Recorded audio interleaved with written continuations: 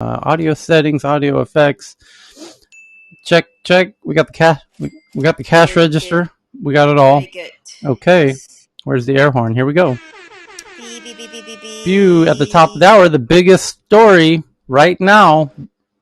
Thursday, September 9th, and a very happy Thursday to everybody. Before we get into these headlines, we're going to start off, as always, going through the most popular headlines. Usually there's about 10 to 20 of them, and it's based on what's hot on Twitter, and this first one definitely is hot on Twitter, as you're about to see. But after we get through the hot ones that, you know, the regular people are sharing on Twitter, then we're going to dive into the fun ones that everyone here on stage and in the audience has been sharing since we met last time, about 6-7 hours ago. And those are the really interesting ones that everyone else will be talking about 2, 3, sometimes 4 or 5 months from now, now that we've been doing tech news around the world for 6 months or so, twice a day, every day. We've come to notice that these popular headlines are usually lag behind what our friends find from all over the world. So the first big headline is about Twitter itself. That's why it's so popular on Twitter. And it says, Twitter says it's testing a whole new thing called communities, invite-only, topic-based, public feeds curated by moderators, initially limited to a few topics such as dogs and skincare. Twitter is and then it goes on. And you can think of it like Facebook groups, because it is a lot like Facebook groups, but it's kind of a mix of Facebook groups and I would say even Clubhouse clubs, as you will soon see when we describe this. And I noticed right off the bat, because the tool that I use shows me not only which publications have shared this story, like TechCrunch and The Verge and TechRadar and PC Mag and Bloomberg and CNET and Business Times and CNBC. Really? Twitter begins testing communities, a new feature for connecting people with shared interests. That's the NBC's version of the headline. So a whole bunch of people covering it, but I can also see which notable people on Twitter have tweeted it. And our friend Jeremiah L. Yang, who joins us regularly on stage here, is a notable person on Twitter. And so I can see that he tweeted about it, and he says, I think this will be interesting, Twitter communities. And then Jane Wong from Hong Kong, our friend who also joins us regularly, says the community's username has been handed. So she, being fucking brilliant as she is, she dug into some secret shit and found out that the Twitter account with the Twitter name @communities, that username has been handed back to has been given to a particular user ID number 329803513, which it previously belonged to another user account, which has now become @communities_1. And then she says, I wonder what other usernames will Twitter pick if they want to have a social account for the communities feature, because Twitter just stole that name from some other user who wasn't really using it and gave it to themselves, because now there is a Twitter account called @communities talking about Twitter communities, but it used to belong to a different user with a different eminent domain. That's damn right. But I'll be the first to admit, Twitter has stolen several Twitter accounts for me over the years, including TNATW and Tech News Around the World, both. So thank you to Twitter for stealing those Twitter names from me. And several others going back years and years, some very popular ones actually. But I never did get the Tyler one, and goddamn, that guy sold it to Tyler Winklevoss. So I'm still bitter about that, as you can tell. But interesting that Twitter only took that Twitter handle right before announcing this communities feature. And what is it all about? Well, I'm tweeting it out right now so you can see with your own beautiful blue eyes what it looks like. And you'll agree, it looks like a combination of Facebook groups on Twitter, which is notably absent from Twitter. There really isn't any way to function like a community. And it says the company's thinking about Twitter is on a tear with new features. Communities will be user generated, though Twitter says it will be limited for now. So most people will have to wait a few months before starting their own groups, or communities might be a better word, actually. The earliest communities will center around popular and generally benign topics on Twitter, including dogs, weather, sneakers, skincare, and astrology. Twitter's example images also include cryptocurrency, plants, and black women photographers. The test begins Wednesday and will show up in a dedicated spot in the bottom of the iOS app. So now in the Twitter menu at the bottom, you will see a new icon for it looks like two anonymous people standing next to each other right in the center of the bottom of the screen. And if you click on that, it'll take you to communities. Also very similar to how Facebook does it. And you can follow you can join multiple communities. And then once you join a community, the admins of that community, which I think they call the managers, can decide if you're allowed to contribute tweets to be viewed by the community, or if you're only allowed to, once you join, you're able to view the tweets of that community. And then they can decide if they want to give you the permission to contribute tweets to the community. And I have to say, I'm honestly I have a bit of excitement about this, because I think this will be very useful for tech news around the world, because I love the idea, and I already contacted my friends at Twitter to see if we could create a tech news around the world Twitter community, because the way we use Twitter is actually trying to do exactly this as best we can, which is everyone's able to join, and then people who today are a lot of the people on stage and a lot of people in the audience. In fact, there's about 178 people that are contributing tweets somewhat regularly. And Tyler, sorry about the audience. There's some friends in the audience, and then I'm going to try to minimize the pull-ups because I know it's disruptive to you. No worries. So, but my point is, the way we use Twitter today, we now passed 5,000 followers, and we follow back about 178 people. And the difference is we only follow people who actually share tweets. And so if you do share tweets and we're not following you, let me know. That's the whole point of that's who we follow exclusively. We exclusively follow people who share tweets that we then use here in Tech News Around the World. But the point is, if we become one of the approved Twitter communities, and by the way, Aaron and Johan, I invited you on stage, but it looks like you're not able. You might have to bounce out and back in. But if we are approved to be one of the initial Twitter communities, and normally Twitter does let me become, one of the early users of things like they did with Twitter Spaces and the tip jar and everything else. But then those 178 people who share good tweets, all of the 5,000 plus Twitter followers will get to watch all of the tweets that are coming in, which currently only I get to see.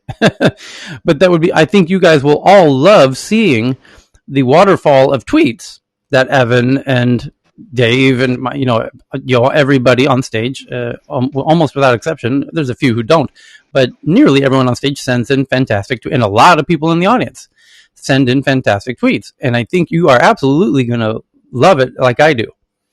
And we could even potentially, oh my gosh, once the entire 5,000 Twitter account followers become part of the community, of course, everyone's welcome to join the community if we get approved.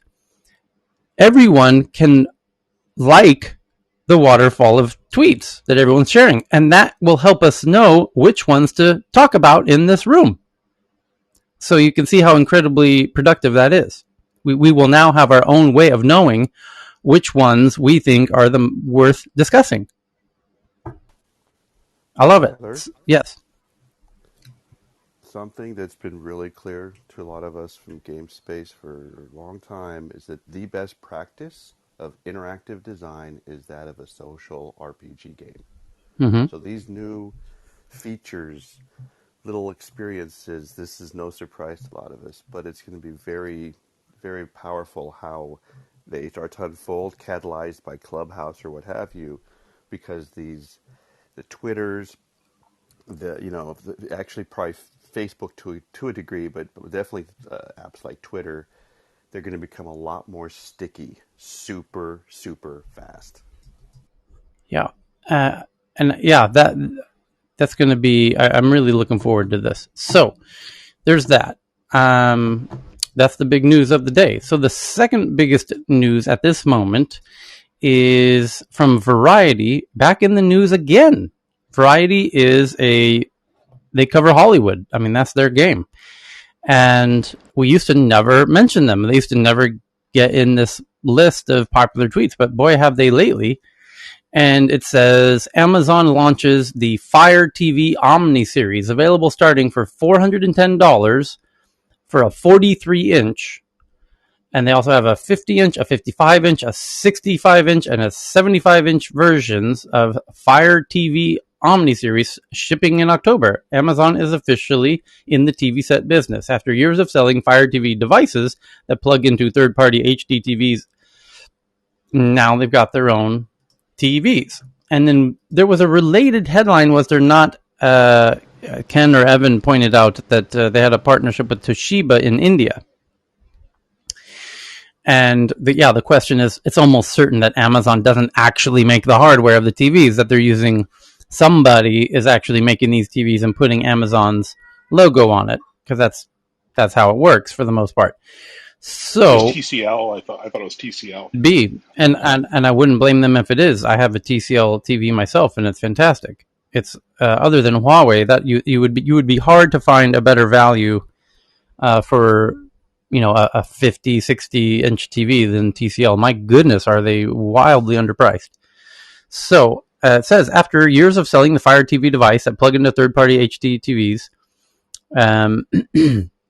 the Amazon Fire TV Omni series, $410 and up, which provides hands-free Alexa voice navigation, so it's got a built-in Alexa, and value-priced smart TV line, $370 up, set to ship in October. In addition, Amazon is baking in new features to the overall Fire TV platform, including bringing TikTok content to the platform in the US and Canada, letting users access Netflix shuffle mode feature via Alexa, and being able to ask Alexa for movie or TV show recommendations. The company also is bowing the new Fire TV Stick 4K Max for $55, which it says is more powerful than the prior generation model, and is Amazon's first streaming media player to launch with Energy Star certification and Wi-Fi 6 support. The new Amazon branded Fire TV sets will offer customers more choice and blah blah blah.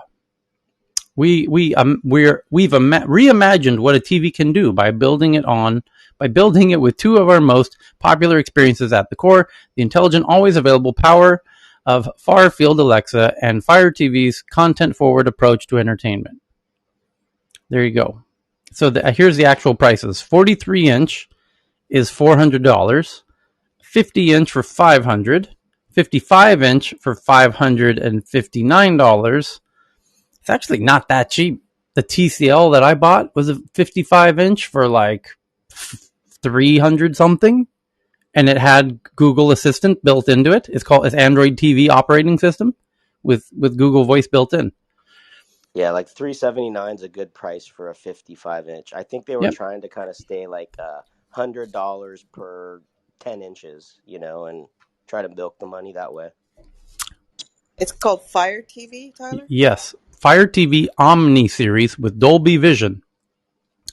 I'll consider it if it came with marshmallows and graham crackers. Fire TV. So that's what Amazon's cooking up. But no pun intended. But what I find, here's something to note. There's a battle going on between Google Assistant and Alexa and Siri. And Google very intelligently built what they call Android TVs. It's an operating system for smart TVs. And my goodness, all across Asia, and when I go into stores, consumer electronic stores, nearly every TV runs on Android operating system now, which has Google Assistant built in and an app store. and it's got all kinds of crazy apps and all kinds of crazy services you can add in. Like, you just add in Netflix, like the Netflix app to the Android TV, and now you've got Netflix. Of course, you have to sign up, but there's a lot that you don't, and a lot of them have trials and all this. So this Android operating system to make your TV a smart TV, boy, do these, a lot of the TV manufacturers love that, and they're doing Microsoft Windows old playbook, which is a lot of people don't remember when it was all about desktop computers. It was Apple versus Windows 95, and Windows won. And the reason Windows won was very simple. Apple operating system basically only worked with Apple hardware. Apple's operating system worked with Apple's computer hardware. There were a few exceptions like PowerPC momentarily, but as a general rule, that's true. Microsoft didn't make their own computers generally as a general rule, but it worked with Dell and Gateway and all the computer manufacturers, dozens of them. And now you know why. A dozen computer manufacturers who don't know how to make an operating system, and Microsoft said, "Oh, we have an operating system called Windows you can install on your machines. Everyone loves it. We'll charge you." I think they were charging $50 a piece, thereabouts, for a license for those computers. And now you've got 10 computer companies, hardware companies, competing with Apple's hardware, and Apple cannot produce the number of hardware desktop computers that Dell and Gateway and all of the computer manufacturers could. So Windows, in terms of the percentage of computers, got up to like 95% at some point. Game over. Windows won. Apple literally was hanging on by a thread.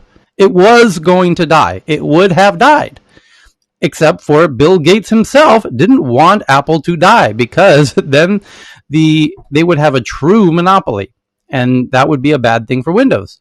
So Bill Gates himself gave a $300 million investment to Apple to keep it alive, to keep himself out of deep shit for having won that battle.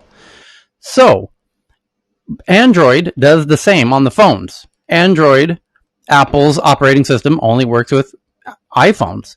Android works with all of the hardware manufacturers. Samsung's phones use Android. All of the Xiaomi, all of them, they all use Android. Huawei phones, all of them. So that's why Android, again, has 90% market share, and Apple has 10% market share globally. Same shit. It's not that Apple didn't learn, it's that Apple focuses on the more expensive end of the market, and they actually do find that way. But, so both sides are happy with the arrangement. Then you're now looking at the voice assistant battle, where you have Google Assistant versus, it's now a 3-horse race, Alexa and Siri. Yet again, Apple's not letting Siri work on non-Apple hardware. But neither is really Amazon. Amazon does to a small extent. Google, as they did with Android, is working with all hardware manufacturers to let Google. I have it in my JBL speakers, and I even have dongles I can plug into any USB port and turn that thing into a Google Assistant device, as long as it has a speaker in it. So it's Google works on a lot of TVs. Amazon doesn't. Amazon isn't partnering with the TVs, and I imagine Google did deals that made them exclusive. So if you are a TV manufacturer and you want the Android operating system on your TV, you cannot accept other voice assistants or operating systems like Amazon. So this is why Amazon's being forced to come out with their own TV, because the ecosystem, this is the big word, here's the big reveal. People are going to become loyal to an ecosystem. Whichever phone you have, whichever computer you have, and whatever TV you have, that's like, or your watch, that's your ecosystem. Apple's trying to get everyone to get a watch because they know that's one way to get people away from the Android ecosystem into the Apple ecosystem, and that does work. But if your TV's Android and your laptop's Android, Amazon's going to have a hard time, selling you smart stuff for your smart home. Apple's done a good job of getting into the TV ecosystem by licensing Apple TV to the TV manufacturers. So I have Android TV, I have Samsung. I can play the Apple TV and have all my Apple Well, they productized it. apps. Yes, they made it into its own standalone thing. So I think they are kind of learning their lesson on that front. Tyler, there Yeah, was not even. I another. don't mean the TV box. I mean Yeah, on the I TV know what you set. mean. It's Yeah. pretty cool. Yeah, Tyler, there's another chapter back in the 90s with Java TV. I closed a really giant deal with Disney Televentures because if you go back to the mid 90s, the Telecommunications Act allowed all the RBOCs, the regional bell companies, to go against the cable companies. So You're Java old, Dave. TV, what's that? You're very old, David. Yeah, I've, it's, I you start fart talking about fast. Sun Microsystems and shit. That's right, buddy. But no, what was interesting back then is Disney Televentures was they were building the Navigator with Java TV. That was a deal that we closed. They didn't end up doing much with it because back then interactive TV was pretty tough. But we closed the license to Comcast, and that didn't go anywhere. But just a little bit later, the Blu-ray, the global standards body, embraced Java TV and deployed it in all the Blu-ray players. And I just wanted to say that what strategically Apple has not been. It becomes a bloodbath if you're in the consumer electronics space because there's just not enough money to go around and the prices just drop and drop and drop. So I mean now they're upstacked, like you're saying, they're upstacked with their walled gardens, but there was just a different mentality back then as well. I Yeah. guess I would argue as well, just in And terms David, of there's a parallel market here, right? Which there is that consumer bit that you talked about. Then critical bit for these cloud providers, AWS, massive amount of the market, Connect being used, speech to text, text to speech. Corpus needs to be built. That's a big, big gap, i.e., the more instances and the more volume of voice going through, it's going to build, connect, and tune that thing. So I wouldn't be surprised if they didn't kind of massively discount this, Tyler, to just get more Yeah. more sources of capturing data out there Yep. at a lower price. Amen. Amazon can get all kinds of data from you based on what you're watching on the TV that they can use in their ad network. And this is why Google as well kind of dominates because Google's a massive ad network, even bigger than Amazon's in some sense. And they are willing to give away the Android operating system for free to those TV manufacturers in exchange for being able to see everything that you're watching and maybe even access to the camera on the front of the. Who knows what kind of data they're able to collect off that thing. So, I mean, there's a couple other pieces to this. One is these data, quote unquote, advertising for whatever rationalization. Legislation may very well be coming to require kind of the Apple model. It's almost requiring you to opt into all of this data siphoning that these companies do, and that's their lifeblood. And so that's going to be kind of interesting to see if that kind of stranglehold gets asserted. And then the other piece of that is if you don't have a hardware play. I think there was another article you mentioned a week or two ago with a Chinese company acquiring the VR software stack and tools. Yeah. I mean, as Facebook, unless they can get some hardware really going, if TikTok bought a VR company, Pico. TikTok, that was it, But it's kind of the point is the walled garden might be more of the Apple type of thing where they have to have a hardware play, Yeah, or but else. I just feel Yeah, like Amazon's was sleeping on the TV front, and Google was not. Google's like about the whole loyalty of the ecosystem. The TV is a good one to focus on, and I think they were very smart. Google was I very think smart. I think on that front though, Tyler, it really just boils down to the chips that they chose. The SoCs. I think most TVs are running. I forgot what it's called, but it's an NVIDIA chip, and or sometimes a Qualcomm chip. So whatever chip they put in the TV, they've already developed all the operating system using Android. So just turning the phone off or not adding text and stuff is easier than building an OS for a TV from scratch. So I think that's Am- where their advantage kind of got built in. that's a good point, Chris. Amazon, they kind of did what Microsoft did. I think that's kind of what you're saying too. They kind of blew it in terms of their TV play. They were trying to do it with the little shtick, the little shtick. They kind of played on the speaker because they're just trying to drive transactions. but they weren't as customer focused on just the media side until more recently, I suppose. Okay, next big Well, let's headline. not forget also, I was just really quickly, Yeah. let's not forget Amazon also has made a play in the content. So that's an interesting twist that Apple and Google do not have. Great point. Yeah, and the Amazon Prime has a bunch of video. It's kind of their own version of Netflix. South China Morning Post is the next one. So we're on to number 3 here. From South China Morning Post, and when they report about China, they get it right because they're right there.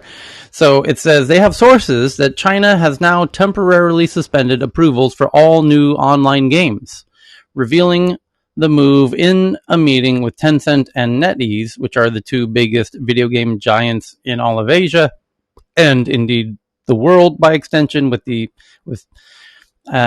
think Tencent is the biggest gaming outlet globally, even more than EA Games in America, and NetEase is in the pantheon as well. It says Chinese regulators have temporarily slowed down approval for new online games in the country of China. Holy cow. No more new video games. Dealing a fresh blow to video game companies like industry giants Tencent and NetEase as Beijing steps up measures to tackle gaming addiction among young people, according to people with knowledge of the matter. And boy, this is more fuel on the fire of the people who we've read a headline when we met 7 hours ago, and another one when we met in this time zone 24 hours ago, insinuating that China is going through a new cultural revolution. And that's for those who did Asian history, you know how big that word is. The cultural revolution, the Chinese revolution, the cultural revolution, that was a doozy. That was a whole big whop. That was Chairman Mao rocking the boat to the tune like the world has never seen. And this seems to be yet another example when these kind of drastic things that no one else can do. I mean, what other country could stop approving more video games from even the video game companies that are the Tencent is not only the biggest tech company, it's the biggest company in China. So now there are no more new video games for Tencent. So it's funny, the Cultural Revolution was all about the young people too. So this is yet again, it's all about the newest. It's about shaping the culture of the country. And so the point was that, I wonder if they mention it in this article from South China Morning Post. That would be kind of... Cultural revolution to China is almost like a corporate retreat. It gets them back to square one. The strategy, with tanks. Yeah, but the idea that they're just stopping all new games is such a dramatic move that only China could do, and like I said, it's giving more credence to those who are claiming this is a new cultural revolution, because it's like every day there's a whole new like holy shit type of regulation dropping. So it says to tackle gaming addiction among young people, according to people with knowledge of the matter. And this is from South China Morning Post. So they are talking to people who have direct knowledge of the matter. So we can take them at their word on this. They're usually spot on. That strategy emerged after a meeting on Wednesday called by regulators led by the Publicity Department of the Chinese Communist Party and gaming watchdog, the National Press and Publication Administration, to address with representatives from Tencent and NetEase how they will implement Beijing's new restrictions on video gaming for minors. The licensing process for new games had already slowed down for more than a month, according to a person who was briefed about the meeting but declined to be named because the information is private. And they value living. They like this thing called life, so they decided to keep their name private. So another person who was also briefed on the decision said new game approvals would be on hold for a while because the priority was to cut the number of new games and reduce gaming addiction in the country, which is the world's biggest video game market. This source, who declined to be named, again, they enjoy this thing called life, so they just decided to not share their name. Kind of understandable, because the matter discussed remains confidential. Also described the approval of the new games in the first half of this year as being a bit too aggressive. So they described the approval of new games in the first half of the year as too aggressive, and that's when they were still approving games.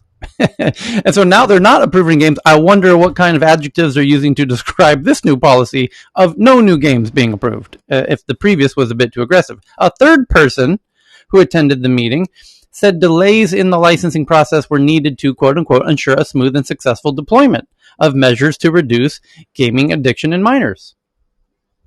The NPPA, which is the digital watchdog of the CCP, which is in charge of licensing video games in the country, has not published the list of approved titles for August, breaking its routine of announcing new licensed games either in the middle or at the end of each month since May of 2019. Between 80 and 100 games are usually approved each month. The regulator did not immediately reply to requests for comment. It is unclear whether this slowdown in new game approvals will ease up, according to sources.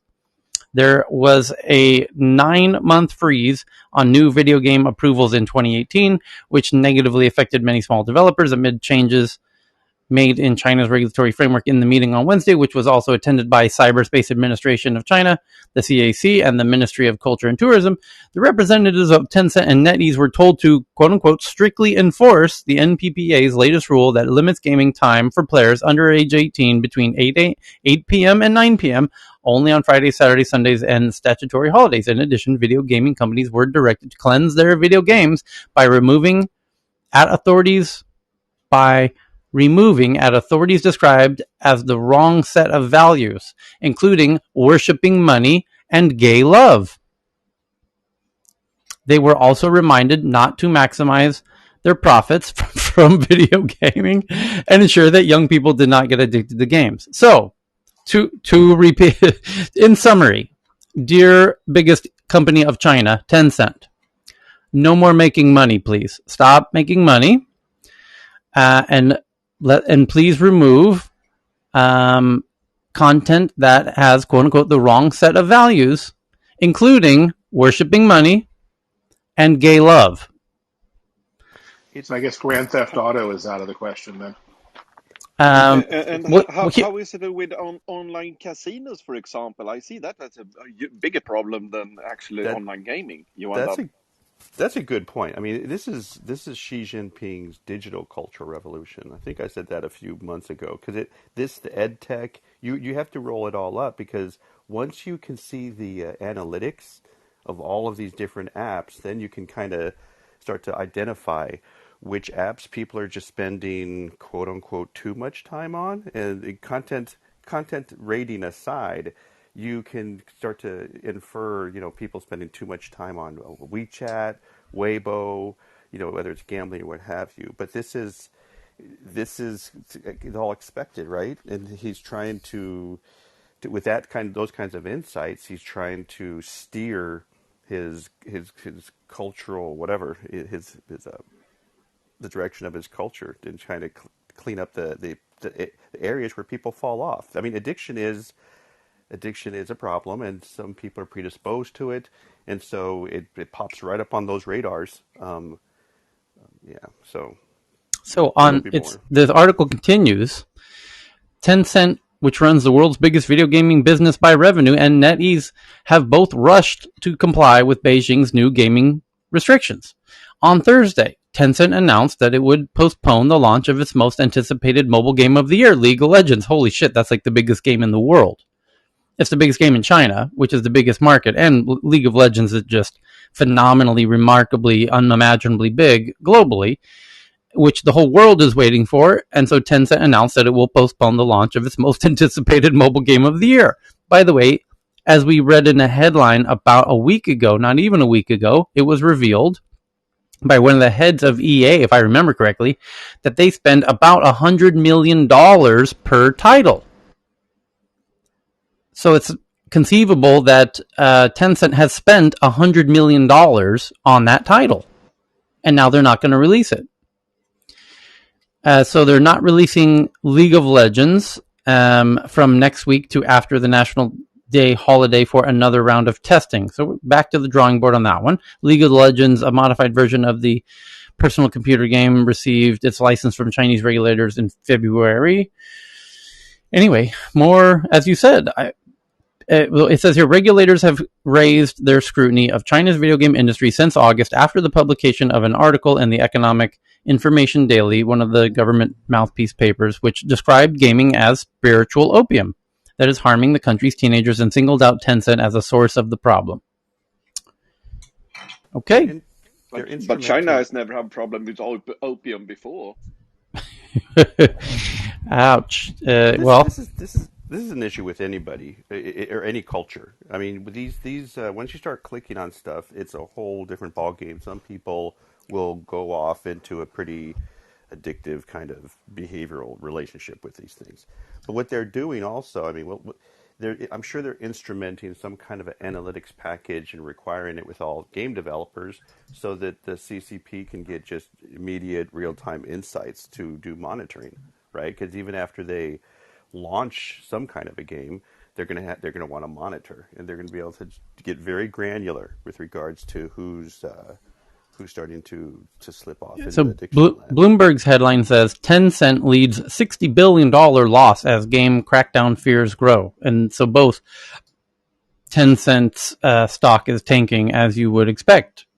60 billion with a B? Yes. Wow. Well, they're worth nearly $1 trillion. And to stop all new game development. So the stock price, it's both NetEase and Tencent are, and more so NetEase just took a huge shit on September 9th today. About 3:30 p.m. My time, which was about 6 hours ago, both companies took a big drop. NetEase very notably dropped about 10%. And Tencent has hit a 52-week low on August 19th, and that's the low since like 2018 at $7. Yeah, they had the game freeze in 2018, which we mentioned in that last article. But anyway, China is not joking around about stopping video game addiction. So keep that in mind, because that will come up in other headlines. And by the way, no gay love in the video games. The other interesting addition to that. No mention love of woman, here, though, come Tyler. on. What about gay sex without the love? And no worship of money. And that, again, that was also related to the celebrity crackdown yesterday, which we read those headlines in the last meeting that we had 8 hours ago, which said they're telling the celebrities, hey, celebrities, that's great. You're a celebrity. You made some money. Don't glorify wealth. Like this is why they're referring to the Cultural Revolution again.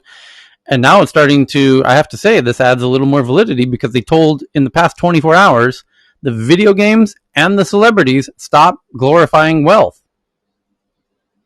What is that about exactly? Except that I think,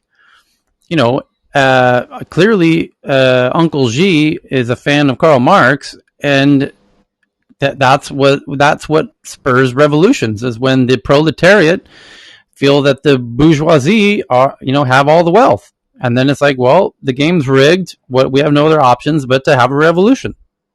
So, and that connects in with the ed tech thing, Tyler, right? To make it like not exclusive, and what did they call it? The common prosperity. They're telling the wealthy people they're going to have to share the wealth for the cause of common prosperity. Well, you do that to avoid a revolution.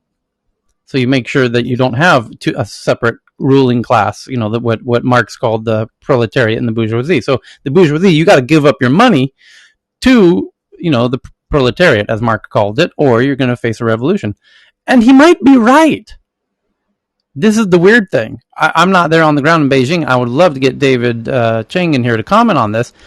Clearly, he's taking drastic actions.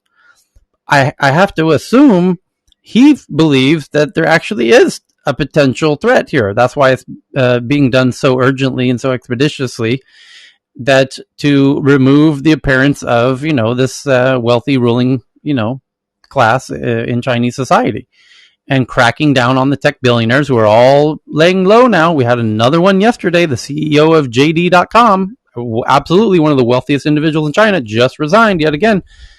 So what the F's going on? There seems to be a real intense focus on the wealthy, quote unquote, ruling class being no longer the ruling class, like Jack Ma was made an example of. And now, and the celebrities are getting canceled. the tech billionaires and celebrities are getting canceled, and they're redistributing the wealth and common prosperity, and no glorifying wealth in your video games or in your video content, and no gay love. So I don't know. Well, the gay love is maybe it goes back to the no sissy boys in the celebrities and no gay love in the video games. So clearly, it's interesting to see who they're targeting. They're targeting celebrities and video games, which I guess they feel is what is where and they're not wrong. This is where a lot of people get their social programming from. And so that's where all the young people get all their exactly. I mean, that's right. where all the young people are getting their influence. Yeah. And also, that's where you're going to have a lot of unrest about a lot of young people who are just kind of maybe entering the workforce or just trying to understanding, how life works, kind of saying, hey, why can't I have that? And maybe the possibility, the potential of huge unrest down the line. Okay, so the next big headline is from... I just got to see... Benedict Evans tweeted about this. So Benedict Evans used to be at Andreessen Horowitz. He's a real smart geek, and he's a fun one to follow on Twitter. He says about this South China Morning Post article that we just read, he says the following: wonder when all this reaches Chinese app stores, a very different and massively chaotic world with plenty of scope for an ambitious regulator to change things.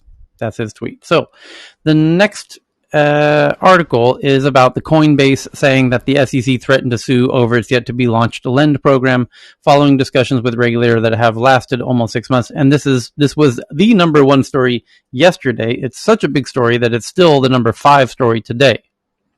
But it doesn't appear that there's any new news here yet, but there certainly will be. Almost certainly the SEC, perhaps Gary Gensler himself, will come out to make some kind of update, because Coinbase has sort of called them out, saying you guys are being shady. And those are the CEO of Coinbase, Brian Armstrong's own words, where he says some shady shit going on over at the SEC lately. It was how he started his tweet thread. So your move, Gary, and SEC, to explain what's really going on with telling Coinbase they can't do their lend product when all of their competitors do. What's going on, Gary? Tyler? Yes. There is something that's very distinguishingly different than his other cohorts. Okay. Is that Coinbase is a publicly traded company. Mm-hmm. Because they IPO'd and the others aren't. Fair point. So the reality is they now have to sort of follow some of those rules. What about FTX? Well, FTX has also got 2 platforms, one that's an international platform and one that's an American that abides by the framework of what's allowed in the U.S. So you don't have certain products on FTX US as you do on FTX.com. And you could see that yourself with a VPN. You could try going to FTX.com and then go to FTX US, and you're going to see a similar thing to Binance.com and Binance US. So Sam has been really cooperative and aligned to make sure that his exchange in the U.S. runs smoothly and within the framework, whereas his international one, which is a .com, is one that's a little bit more free. Okay. Tyler. Yes. Ben is in the audience. Okay, perfect. Thank you. And Damelaire. Welcome, Ben and Damelaire. Ben, any thoughts on the Coinbase? I think you've been hanging out in the crypto community rooms. What's the gist? I'm driving, Tyler, so I won't chat too much because of signals and stuff, but nice to be here. Thanks for pulling me up. There hasn't been that much talk about it, actually. We've been more talking about El Salvador and the adoption of Bitcoin over in El Salvador and what's been happening there. So not a huge amount of talk about the Coinbase thing so far that I've heard. So, but I'll come back to you if there is. What's the latest chatter about El Salvador? Any news since it went live, other than? Well, the story from on the ground is pretty good. There's some people who are actually out there. They've moved there, or they're moving there, and they're on the ground, and they're really enjoying it. They're saying that a lot of the popular press about people being upping arms about Bitcoin is just not right. It's just like only 50 people in the crowd, and it's all being blown out of proportion. So overall, there's people saying that it feels like California felt like 100 years ago type of thing, the type of vibe. So it's looking pretty good. Obviously, pretty interesting. Obviously not referencing the gold rush 100 years ago in California, I hope. Possibly, maybe.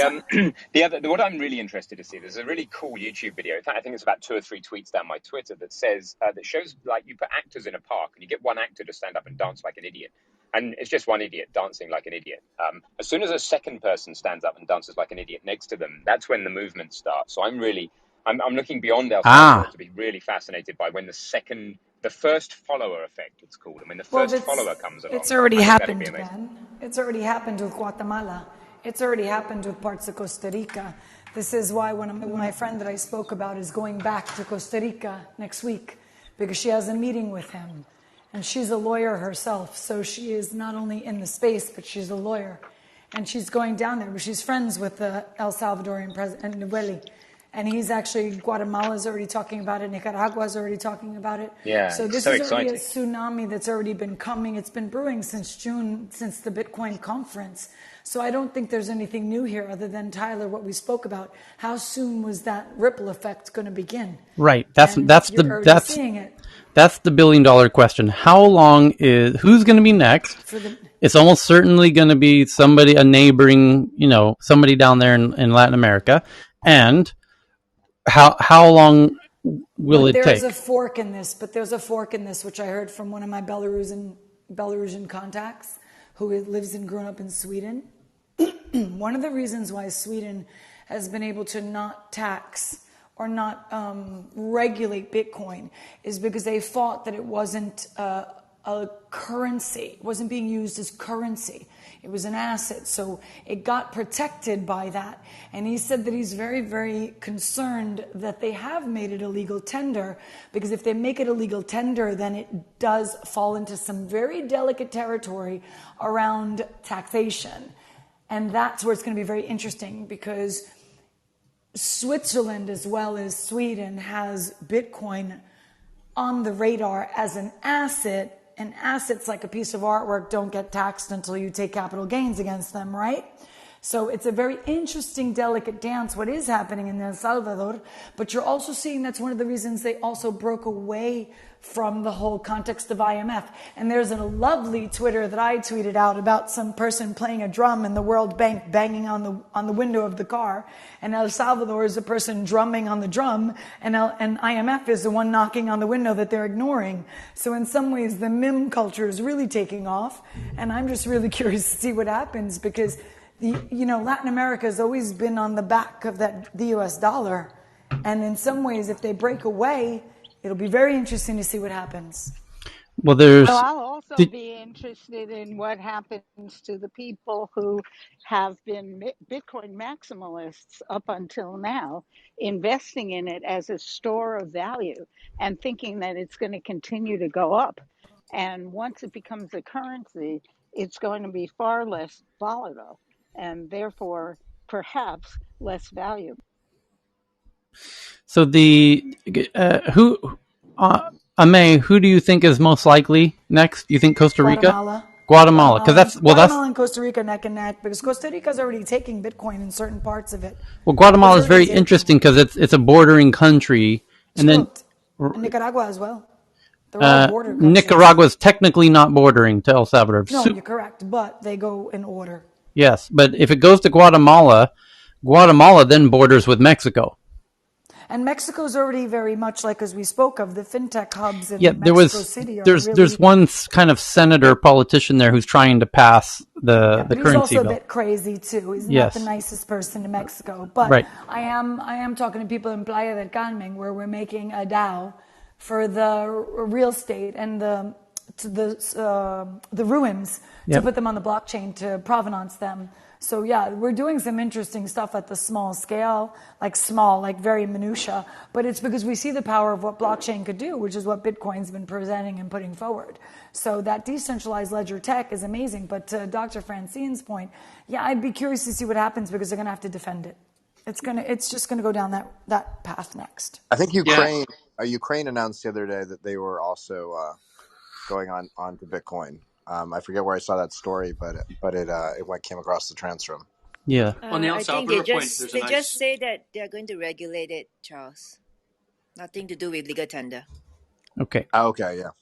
So, I also tweeted Tyler. I don't know if you did highlight it. I didn't hear you, but in Nigeria, after they have been saying no crypto, and then they were coming up with their own digital currency, and now the central bank is setting up a special department that would be studying and just understanding how the cryptocurrency would be working, so that they may find a path forward. So that's a little bit interesting to me, after they have been shutting down anyone in the private sector to deal with cryptocurrency.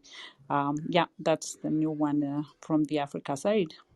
The nice data point from a consumer perspective, just quickly, Tyler, is that from a transaction fees perspective, just in El Salvador, saving the country $400 million a year just on those fees. Exactly. I think that's Where is that really savings? worth Pew, highlighting. pew, pew. Tyler, where's that pew, pew, pew? That savings thing, because we need a little time for saving money. For those, this is where Mexico gets really, really interesting, and even Guatemala, because the amount of Mexicans working in Mexico who send money back, and they just get screwed on the remittance fees from Western Union and whatnot.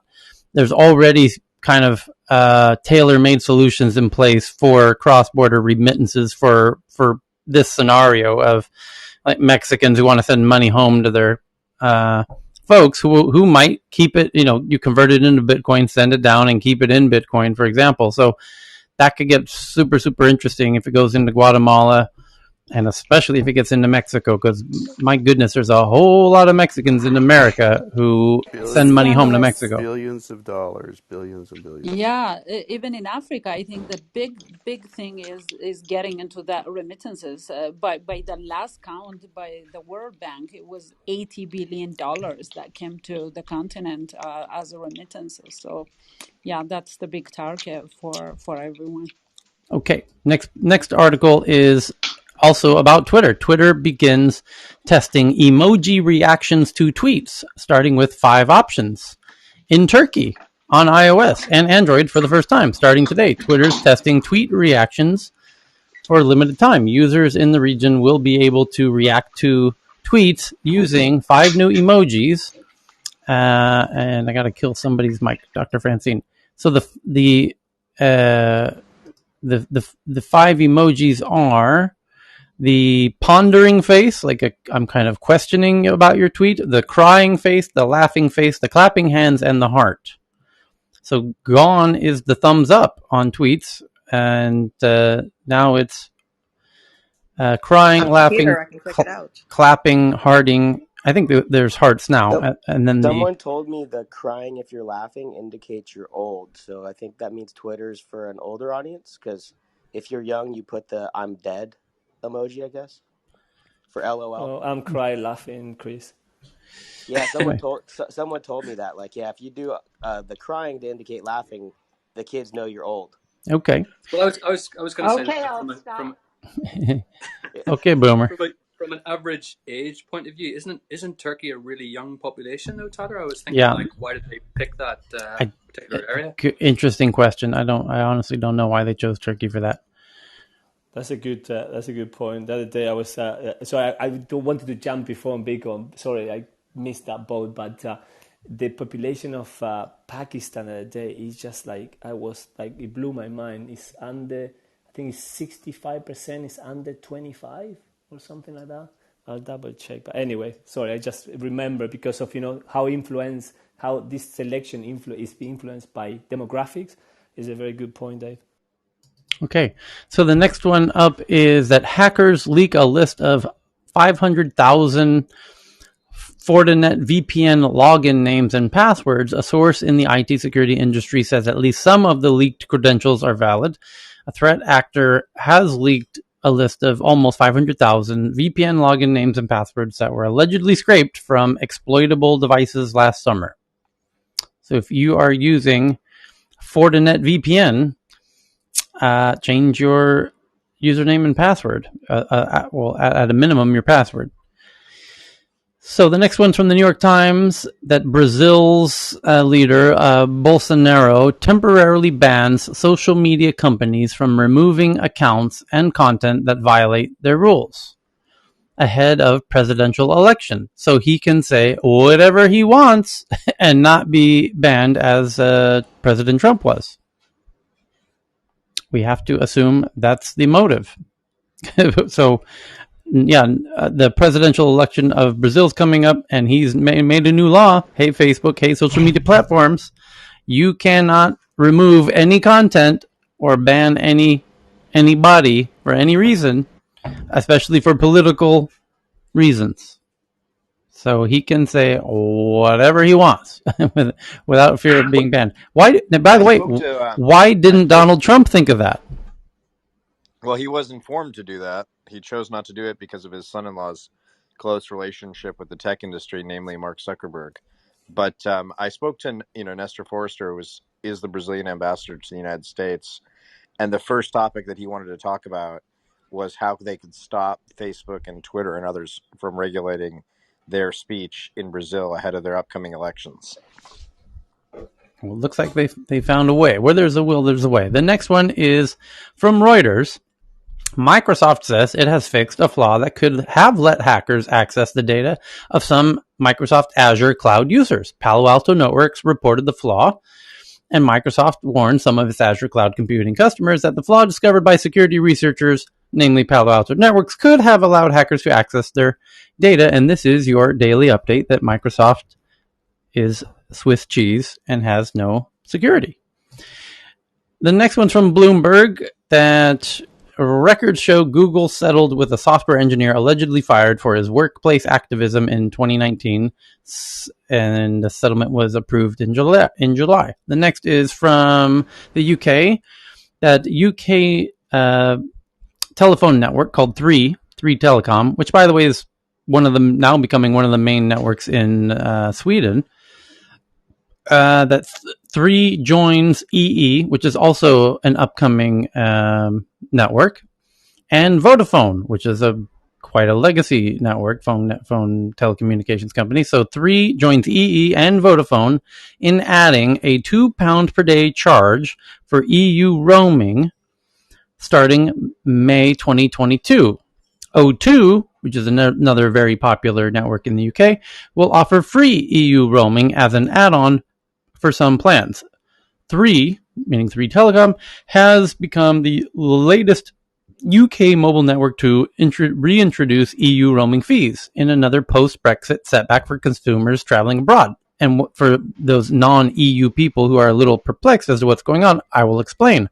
The EU came up with something that consumers really, really, really, really, really like, which is, regardless of what provider you're using or whatever network you subscribe to, you can travel anywhere in Europe and it automatically works.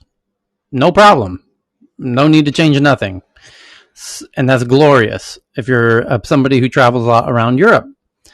And now that the UK is no longer part of the EU, the UK carriers or networks like 3 Telecom and Vodafone and EE and O2 now can add a fee for what do they call it? Roaming, EU roaming. So if you're going into the EU, now we can charge you more because now we are not held to those old EU rules that all of the telecoms hate so much, but obviously the citizens love.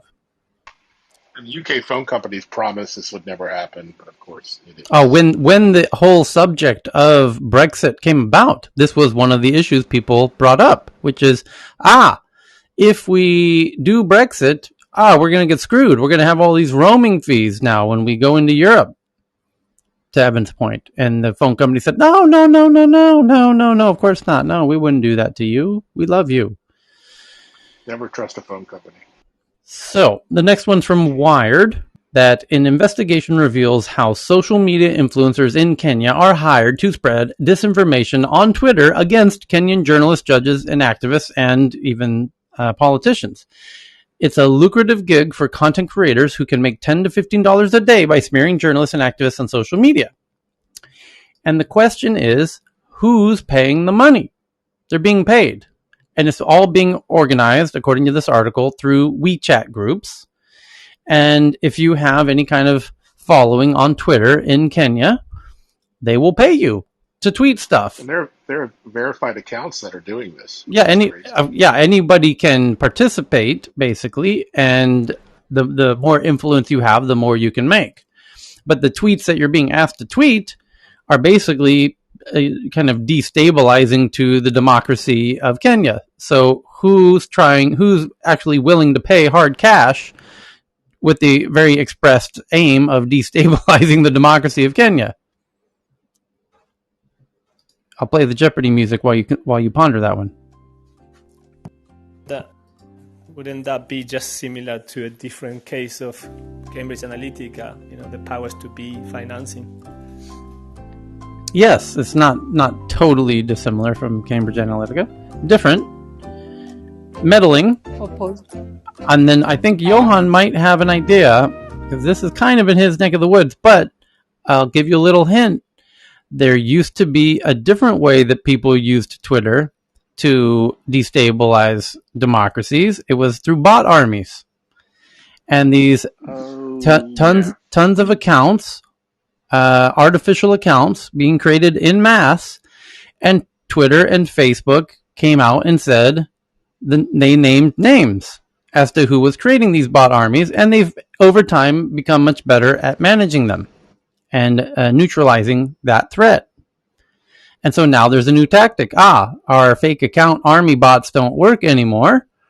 We need a new strategy. Well, what if we used existing people with real accounts that can't be banned and shut down? That would be more effective anyways. How much would that cost? Well, let's find out.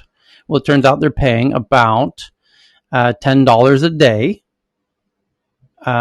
So who is it? It's so difficult to figure out who this could be. So hold that thought. Yeah, I have another view on this, but who pays you to smear Bloomberg in the way you do? Apple, I'd like to report, is sinking ship. That was technically Wired, that article, and I actually like Wired a lot, and I'm very transparent about which outlets I'm fond of and not fond of, and I'm rather transparent about why I'm fond and not fond of articles. And even the journalist as well, Tyler, right? Because we like some of the New York Times guys, we disrespect others because they don't do their homework, right? Well, some have been around the block for a long. Some are actual geeks. Some are not. Some are journalists who have they've not actually ever been a geek themselves.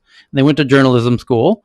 They learned journalism and somehow got put on the tech beat at that publication without actually, or worse yet, they're covering the business side of tech and they never went to business school. They went to journalism school. Oh my God, those ones drive me crazy. Those drive me bananas. But generally, Wired is fantastic. That's a whole bunch of geeks there. Kevin Kelly, who started Wired, is a full-fledged flaming geek of the 33rd degree. So, huge respect, for Wired. And, there's a lot of good stuff a lot of good journalism being done out there. And there's a lot of shit journalism, and we try and call it as we see it, as it happens. But that article happened to be written by a guy named Odanga Madung, who he's on Twitter, so I want to reach out to him and ask him. Nice article. Congrats getting covered in Wired. He says in his Twitter bio that he writes for a couple others like HuffPost or whatever, so it's kind of an upgrade that he got picked up by Wired for that story. Who does he think is actually behind it, and why didn't he get into that in the article itself? Because it's kind of weird to be like, oh, all this is happening. It's happening on WeChat, but not even a hint as to who's behind it. Why not? That's the real story. That's the interesting bit. Not that the fact that you can buy Kenyans for $10 a day. That's not so interesting. What's interesting is who's paying that money to them. So I hope he follows up with this article with that very good follow-up question. The next one is, the headline says, Xiaomi says its upcoming 11T flagship series will get 3 years of OS updates and 4 years of security updates matching Samsung and Google. Ahead of the release of the Xiaomi 11T Pro and the 11T, the Chinese firm is promising extending support for upcoming Duo with 3 years. And you're asking yourself, why do we care? Why is Xiaomi putting this out today? They're putting this out today because it was just revealed yesterday or 2 days ago that Apple is having their big annual iPhone release event on Tuesday, September 14th.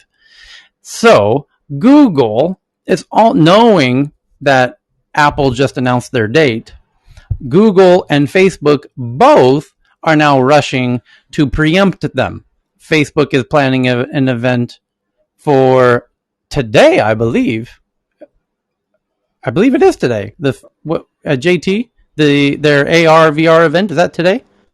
They're having their smart glasses announcement today. Right. Not specifically the AR VR one, but photos were leaked already. Yes. And on their website also, they leaked the Ray-Ban website, the Facebook Ray-Ban website. They leaked the actual model of the glasses, and then they had to go hide it. I think someone on the dev team made a mistake, or maybe they did it on purpose. But what time Pacific time is the event? 10 a.m., 11 a.m.? They didn't actually put a time. They just put a date. So we're just in waiting mode. For September 9th, right? So that's today. Yeah, for today. Okay. So it'll probably be right at 2 hours from now when we wrap up the news. So that'll be a nice transition. So we can live stream that. So, but Facebook is doing their event today. Google's planning to do their Pixel 6 event sometime this week or next. Because they don't want Apple. Apple sets the trend. They pick their date. They've been doing that date for a decade, and then Xiaomi and Google and everybody got to try and steal some of the thunder. That's just how it works. So the next article, Tyler, yes, the AR VR for Facebook, that's on October 28th. October 28th. Oh, so I meant what I was referring to. You're right. I didn't mean the AR VR event. I meant the Ray-Ban AR glasses event. That's today. Mm-hmm. Yeah. Okay. Well, if you can find out what time, that would be lovely. I bet if you register for the event, it'll give you a calendar export, which will then tell the time, perhaps. So the next headline is from an outlet called FedScoop. It says the U.S. Commerce Department says it's forming the National AI Advisory Committee, which will advise the President of the United States and federal agencies on AI research, competitiveness, and more. And Charles mentioned that he was asked to participate in this new AI Advisory Committee. And let's hope they get some really good people to opt into that, to advise them, because they need it. Because the future of AI is incredibly important to national interests, and they're going to need some good advice from some really smart people on that front. The next one is from tech.eu, which our friends, Robin, out of Brussels is where they're based. But they are legit geeks covering tech in a great way. And their headline is, and kudos to them for getting a popular headline today, Milan-based buy now, pay later service called Scalapay raises $155 million from Tiger Global. So yet another buy now, pay later, this one out of Italy. Scalapay raising money from Tiger Global, not a surprise. Holy cow, has there ever been a better business model to make $1 billion, almost overnight? How is Thailand doing for buy now, pay later? You can do it. What? How is Thailand doing? I said you can do it. I started thinking that a week ago. Is this the next get rich quick scheme? Yeah, I wouldn't. It's a legit make $1 billion in a few years for signing up a bunch of merchants scheme. Hard to. I haven't seen one of these fail. There's not many of these that aren't making a shit ton of money by the looks of it. The worst case scenario, you get acquired. So for a considerable payout. Tyler, you only see the good ones on news. The rest you're just not aware. That's all. Buy now, pay laters, and I'm not aware of any that haven't succeeded at this point. Because isn't this a payday loan? Cheryl, Cheryl, I can name you 50,000 startups that failed. I cannot name one buy now, pay later that has not wildly succeeded. Who was talking just actually? Oh, okay. Oh yeah, Messi, go ahead. For context, I think I can name 10 buy now, pay laters that are unicorns. I can't name another startup category that has so many unicorns, let alone all unicorns. And I can't think of one that has failed yet. It turns out helping people pay for things that they can't afford as a popular business. That It's not just that; it's the timing. It's the timing. You have a number of Necessity. It's just it's perfect timing for that feature and business. Yeah. So You want with to say something, Yeah, Messi? everybody needs it. I was gonna add to Tyler's list of successful buy now, pay later one. Actually, I didn't have a chance to tweet it today, but a super app, MNT Halan, it's an Egyptian fintech, raised 120 million USD from Apple's partners and Disrupt Tech. That type of big money for their buy now pay later infrastructure. There you go. Add it into your list. So thank you. So Aaron just DM'd me a new company planning to launch a buy now pay later service in Thailand and Vietnam, and it was dated earlier this year. It's called Traveloka. Traveloka plans to launch buy now pay later services in Thailand and Vietnam. I don't blame them. Hint to anybody who thinks this will be a business opportunity next year. It won't. The window will be closing. So the And next, no U.S. regulator would ever regulate such a thing, David. They'll just let it run wild, of course. the next one is from Reuters. It's Snyk, SNYK, Snyk, which helps fix vulnerabilities in open source dependencies and container images, raises $300 million at an $8.5 billion valuation. Boston-based cybersecurity software startup Snyk on Wednesday raised $300 million at an $8.5 billion valuation. The next is from the New York Times. A look at Sila Nanotechnologies' new battery model, which ships in the new Whoop wearable, and may fuel a change in energy storage for electric cars and more.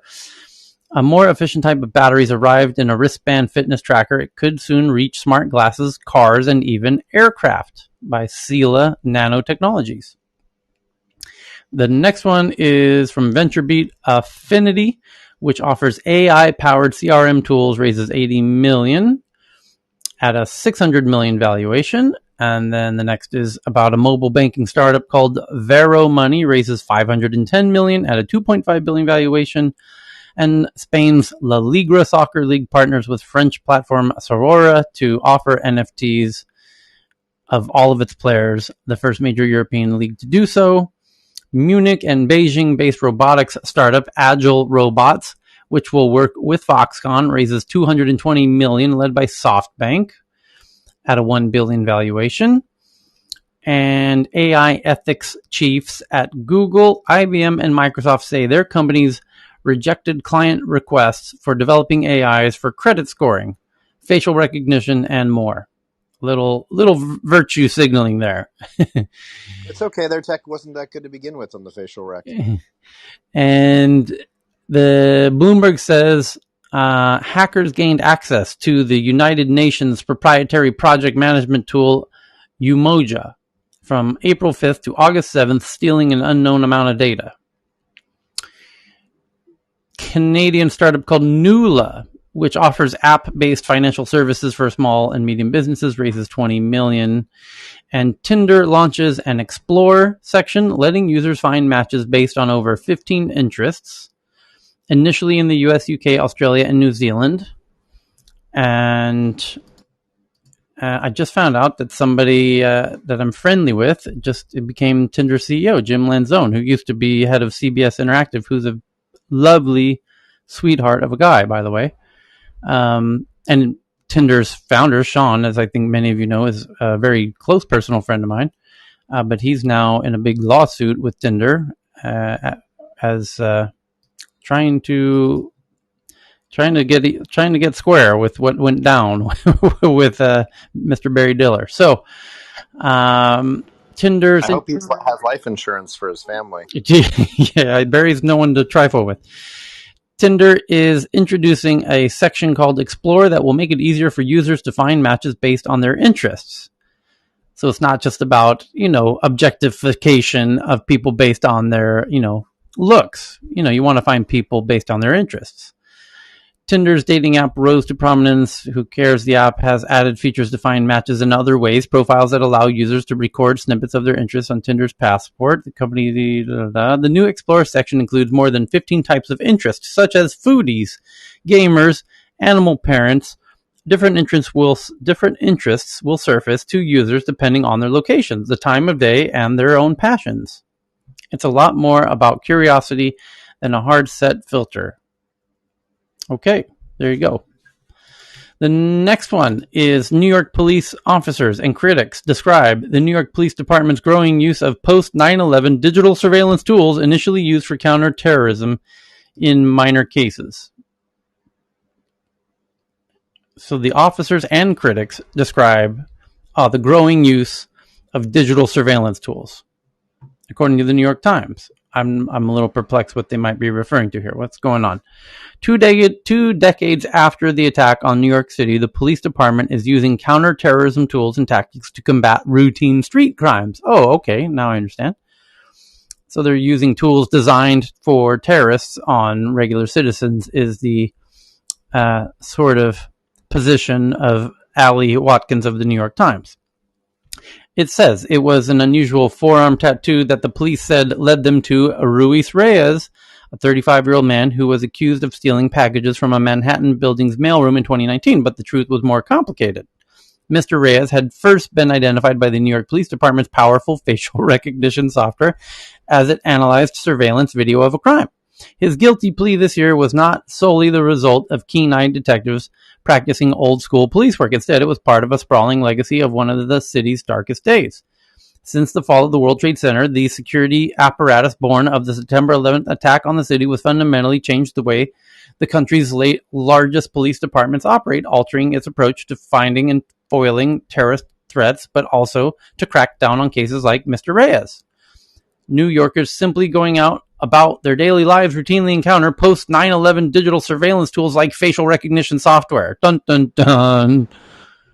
License plate readers or mobile x-ray vans that can see through car doors. Surveillance drones hover above mass demonstrations, and protesters say they have been questioned by anti-terrorism officers after marches. The department's intelligence division, redesigned in 2002 to confront al-Qaeda operatives, now uses anti-terrorist tactics to fight gang violence and street crimes.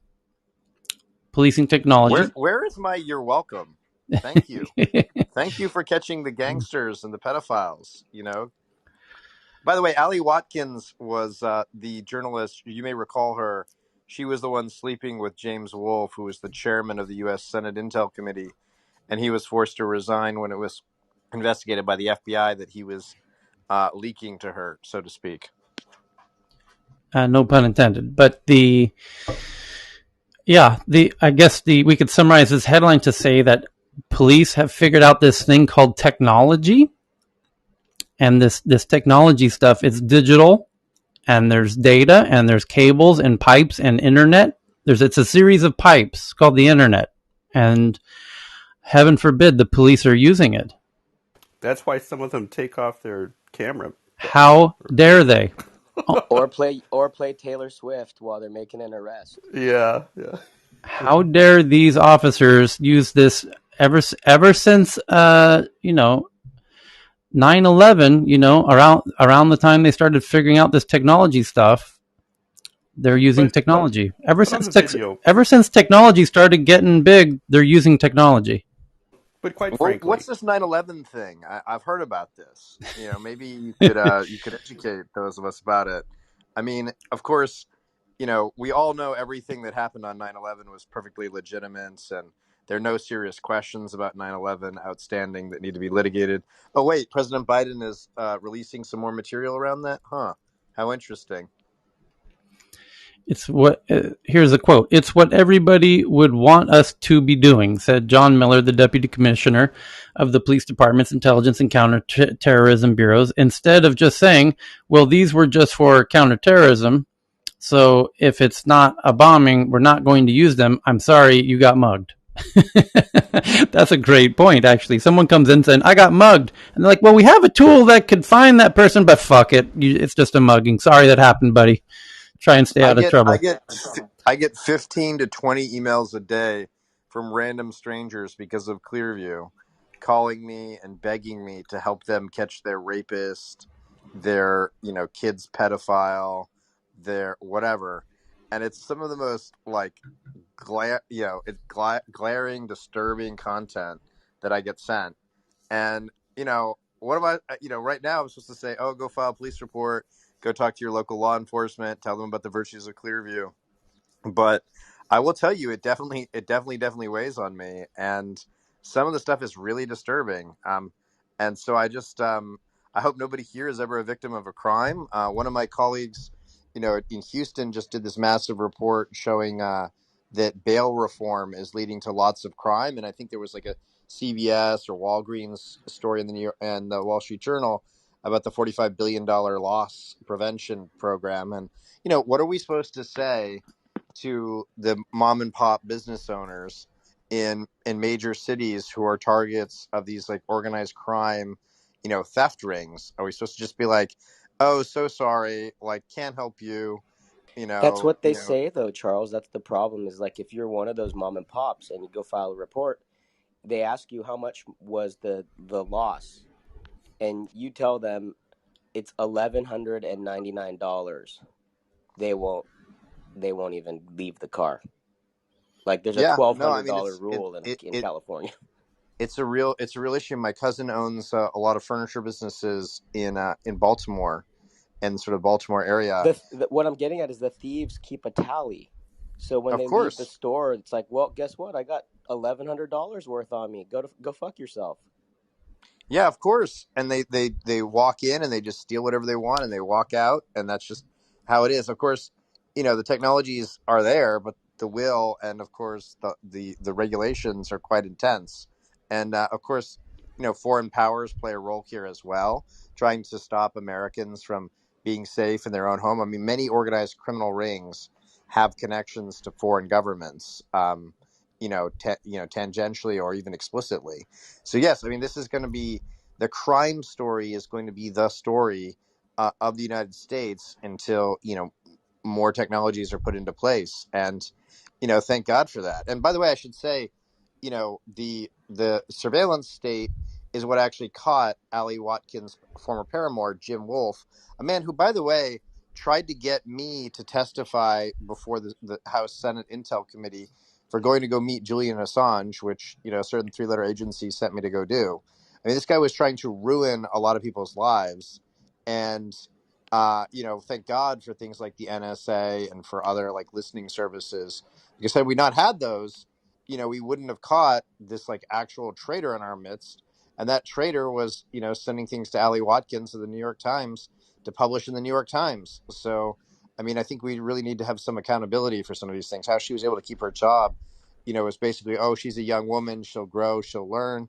Maybe, but like, I think if it was a young man doing such a thing, he would have lost his job and, would probably be working at one of the CVS's or Walgreens right now being victimized. The same approach with drones.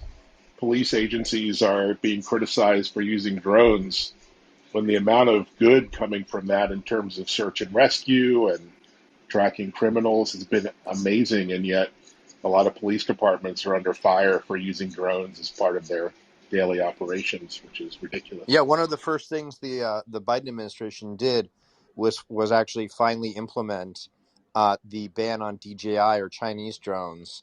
And I believe Parrot drones, which is I think a European manufacturer, is also being banned in the US as well. Okay, so next one up here is what do we got? NVIDIA research. Oh, this big one that we talked about. Well, there's two here. The Guardian says they have documents that the LAPD directs its officers to collect social media information on every citizen they interview, including those not arrested or accused of a crime. Keith Olbermann jumps on Twitter for that one. Interestingly, he says the LAPD has been at the forefront of violating the rights of citizens it protects for more than 120 years. It's nice to see them updating their intrusions. And the next one is from the Wall Street Journal. That they say Google researchers now say that China-linked fake social media accounts tried to draw Asian Americans to protest against racism. Facebook, YouTube, and Twitter suspends the accounts. And again, we're really trying to figure out, I wonder if this has something to do with the people who are paying Ugandans or Nigerians, or no, Kenyans rather. So who's paying the Kenyans again to tweet out stuff? And now Google says China-linked fake social media accounts tried to cause social unrest in the U.S. and cause people to do actual physical protests. And Facebook and YouTube and Twitter have suspended these Chinese-linked fake social media accounts, according to the Wall Street Journal today. It's such a mystery. In Kenya, it could be one of several players, Tyler. I wouldn't just target the Chinese here, the fun though that might be. Yeah. So that's the big boring headlines that your cousin coworkers will bring up to you at the next company barbecue. But here are the more interesting tweets that the geeks on stage and in the audience have found, like this one from Poppy from Australia. Singapore could see up to 2,000 new daily COVID cases in October if the infection rate holds. And I know that doesn't sound like a lot, but that's basically half of Singapore's 2,000 people. So that's a lot. That's like half. That's a big on a percentage basis. So the next one, also from Poppy, from Al Jazeera, says Taiwan says 19 Chinese military aircraft enter its airspace. Incursion included bombers and fighters, according to Taiwan, and was the largest since June. And Joe Williams in the audience sends in this one from Gizmodo, that Motorola's over-the-air wireless charging seems cool, but not so fast. And now we're getting picky about being able to charge our fucking phones wirelessly from 3 meters away. It's too slow, says the reporter from Gizmodo. Motorola's space charging solution can charge up to 4 devices at the same time 10 feet away or 3 meters away. And the headline reads, Motorola's over-the-air wireless charging seems cool, but it's not fast. What the fuck are you talking about? It's wireless, true wireless charging. Does it even need to be fast if you're charging? No, it could be as slow as all fuck. You could be sitting in a Starbucks with your phone on the table charging. You could be sitting at home charging as your phone in your pocket. Just have this thing in the house somewhere, and your phone's charging all the time. Who gives a fuck that it's slow? Who's this? I got to shame. Sorry, we got to do. Is that a potential backdoor for hacking? That's a fair question. Motorola's space charging solution. Over-the-air wireless charging is the dream. After all, who doesn't want to charge their phone without plugging it in? Gadget makers have attempted to bring this technology to market and make it a daily reality, though there's still work to be done and regulatory hurdles to clear. Following Xiaomi and Oppo, Motorola is the latest smartphone manufacturer to showcase its over-the-air wireless charging technology. Its claim to fame is that it can juice up to several devices at a time, and is capable of quite an impressive range. Motorola developed its wireless power solution called Space Charging in collaboration with Guru Wireless, which announced its partnership with Motorola earlier this year. Salome Electric is also working with the companies on the wireless charging tech and appears to be a manufacturing partner. We already know Motorola was working on this technology, but it's the first live presentation of its capabilities. Motorola's video demonstration at parent company Lenovo's Tech World event this week begins with a look at the central charging station, which looks like an enterprise-level router. As it pans out, a model introduces 4 smartphones into the scene. As they place each one onto its holder, the battery indicator shows the phone is charging. Motorola goes into more detail. Perhaps more interesting is the mentioning of the built-in biomonitoring, which can identify when a person has stepped into the room. After recognizing the human body, it will stop blocking part of the charging beam. We also don't know how fast Motorola's over-air charging speeds will be. For comparison, Oppo's over-the-air solution is 7.5 watt and Xiaomi's is 5 watt, compared with the OnePlus 30 watt wireless charging dock I use nightly, walking into a room and automatically charging my phone via air seems like more of a party trick than a useful solution. Or just a risky one. Did you just say that it senses whether somebody walks into the room and will shut off the charging if somebody walks in the room? If that's what it said. Perhaps most interesting is the mention of a built-in biomonitoring, which can identify when a person has stepped into the room. After recognizing the human body, it will avoid and stop blocking part of the charging beam. Okay, so this quite okay. Here, this is another one of those technologies that just because you can do it, what the FKUC are you doing it for? If you, this is mind-boggling. I mean, to have to limit or shut off a charger because it just sends too much EMI radiation. That's just mind-boggling. Yeah, sorry. One of my first projects at HP Labs was to do RF testing on a mini computer, and so I was introduced to this as not just the how it affects the signal or how the operation of other electronic devices, but over the last few decades, what the risk is to people, and that to me is just like, who the hell? How can they not be responsible for some effects? How is it tested? Sorry, Tyler. It's kind of mind-boggling. And is there any possible connection between biometric sensing and juicy data? Let's see some of the comments here. But how is it going to affect the 5G in my bloodstream from my vaccinations? It really doesn't have to be this. So that is the perfect comment. Yeah. Because we are putting so much unknown stuff into the air, and then into us. So back, I'm not going to go back that far, but maybe 10 years ago when they what was it, a 3G or maybe it was the early 4G hotspot little modems. You remember those, Tyler? I mean, just to kind of tether your different devices. I remember it was resold through Verizon. I remember, and I should look through my just stack of stuff. There was a disclaimer and a warning that you should not be within like a foot or whatever it was, 20 inches of this device when it's operating. And it's like, how? I mean, come on. Sorry, it's. Yeah, it's also fueling the 5G conspiracy theorists who don't have a valid point. 5G is safe, yet this kind of thing will just feed their belief that radio in general, RF, is dangerous. 5G, I suspect, is safe. I'm not saying that 5G is not safe, but there is many people are believe it's unsafe, and this kind of thing just enhances that belief. Right, but at the same time, we are getting to a certain to power. We're starting to push the threshold where we just need to be on top of it. That's kind of my point, right? I mean, it's either ionizing radiation or it's non-ionizing. So, look at the sun. You'll be fine. Yeah, look at the sun. That's awesome. Yeah, don't do that, children. That's funny.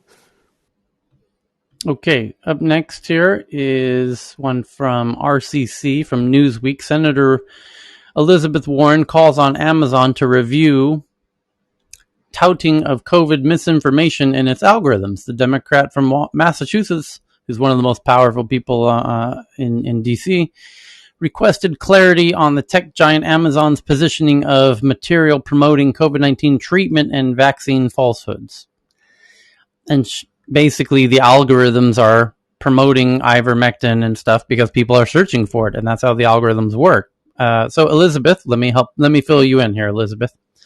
I understand you're getting into your senior years here, and you're looking good, Elizabeth, for a lady of your distinguished age.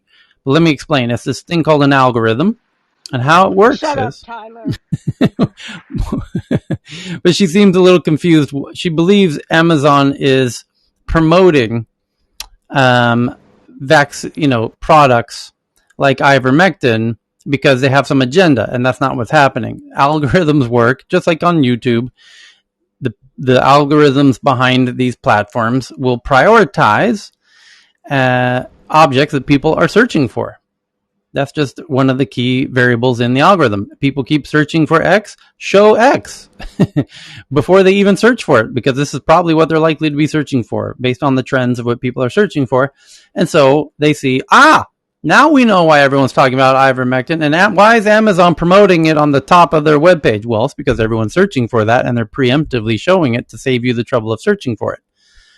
There's nothing nefarious going on from Amazon's point. So the headline from Newsweek says, the Democrat from Massachusetts, Senator Warren, requested clarity on the tech giant's positioning of material promoting COVID-19 treatment. Well, I'm giving you the clarity, Elizabeth. It's called an algorithm. They're just showing what people are searching for. That's all the clarity you need. It's quite simple. So I can understand how geeks would be a bit perplexed on that, but it's really quite simple. So the next one is from Daniel Luong. From the Register, a developer built an AI chatbot using GPT-3 that helped a man speak again. Cracked down on open-ended. So what does it mean? It helped him speak again. It helped him speak again. Oh, it's the late fiance article. Oh, and then OpenAI shut it down. Interesting. So the guy made a GPT-3 clone of his late fiance so he could continue chatting with her post-mortem, and then OpenAI shut it down. That's a new addition to that development. I had not heard that. Is this different? I think Cami was mentioning in a different show about a GPT-3 that brought someone who couldn't speak's voice back, I thought. But you're talking about something else. Yeah. And then what does it say? Crackdown it? What's wrong with it, by the way? What's the issue? Why are they shut down? Crackdown on open-ended, unfiltered simulations branded as a hyper-moral stance. It says she was a chatbot he built using OpenAI's GPT-3. Her software had grown to be used by thousands of people, including one man who used the program to simulate his late fiancée.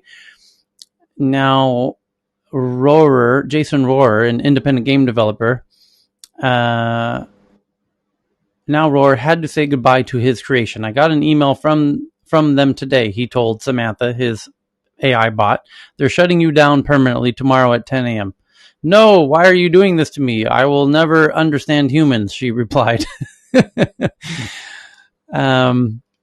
So Rohrer had decided to play around with OpenAI's large text generating language model GPT-3 via its cloud-based APIs for fun. He toyed with the ability to output snippets of text in its raw form. GPT-3 is interested but not all that useful. Rohrer set its sights on using the API to develop the most human-like chatbot possible, modeled after Samantha, an AI assistant who became a romantic companion for a man going through a divorce in the sci-fi film Her. Rohrer spent months sculpting Samantha's personality, making sure she was friendly, warm, and curious as Samantha was in the movie. And amid an influx of users, Rohrer realized his website was going to hit its monthly API limits. Here we go. He reached out to OpenAI to ask whether he could pay more to increase his quota so that more people could talk to Samantha or their own chat bots. OpenAI, meanwhile, had its own concerns. It was worried that the bots could be misused or cause harm to people. Rohrer ended up having a video call with the members of OpenAI's product safety team 3 days after the above article was published. The meeting didn't go so well. Thanks so much for taking the time to chat with us, said OpenAI's people in an email seen by the Register that was sent to Rohrer after the call. What you've built is really fascinating, and we appreciated hearing about your philosophy towards AI systems and content moderation. We certainly recognize that you have users who have so far had positive experiences and found value in Project December. However, as you pointed out, there are numerous ways in which your product doesn't conform with OpenAI's use of guidelines or safety best practices. As part of our commitment to the safe and responsible deployment and development of AI, we ask that all our API customers abide by these. Any deviations require a commitment to working closely with us to implement additional safety mechanisms in order to prevent potential misuse. For this reason, we would be interested in working with you to bring Project December into alignment with our policies. The email then laid out multiple conditions Rohrer would have to meet if he wanted to continue using the language model's API. First, he would have to scrap the ability for people to train their own open-ended chatbots as per OpenAI's rules of use. Second, he would also have to implement a content filter to stop Samantha from talking about sensitive topics. This is not too dissimilar from the situation with the GPT-3 powered AI dungeon game, the developers of which were told by OpenAI to install a content filter after the software demonstrated a habit of acting out sexual encounters with not just fictional adults but also children. Now we know why Jean-Pierre's bot doesn't do relationships or anything sexual. It's basically a rule of GPT-3 with OpenAI. Third, Roar would also have to put in automated monitoring tools to snoop through people's conversations to detect if they are misusing GPT-3 to generate unsavory or toxic language. Interesting. So you can't yet use GPT-3 to build a relationship bot, which is why Jean-Francois, who joins us almost daily, who also has such a bot, he intentionally states very clearly that it's not meant for romantic relationships. It can be a companion, but not a romantic companion. Platonic is the word. And in one conversation from the article, it says, however, she was overly intimate and asks if we wanted to sleep with her. Non-platonic chatbots are not allowed, states the API's documentation. Using GPT-3 to build chatbots aimed at giving medical, legal, or therapeutic advice are also verboten.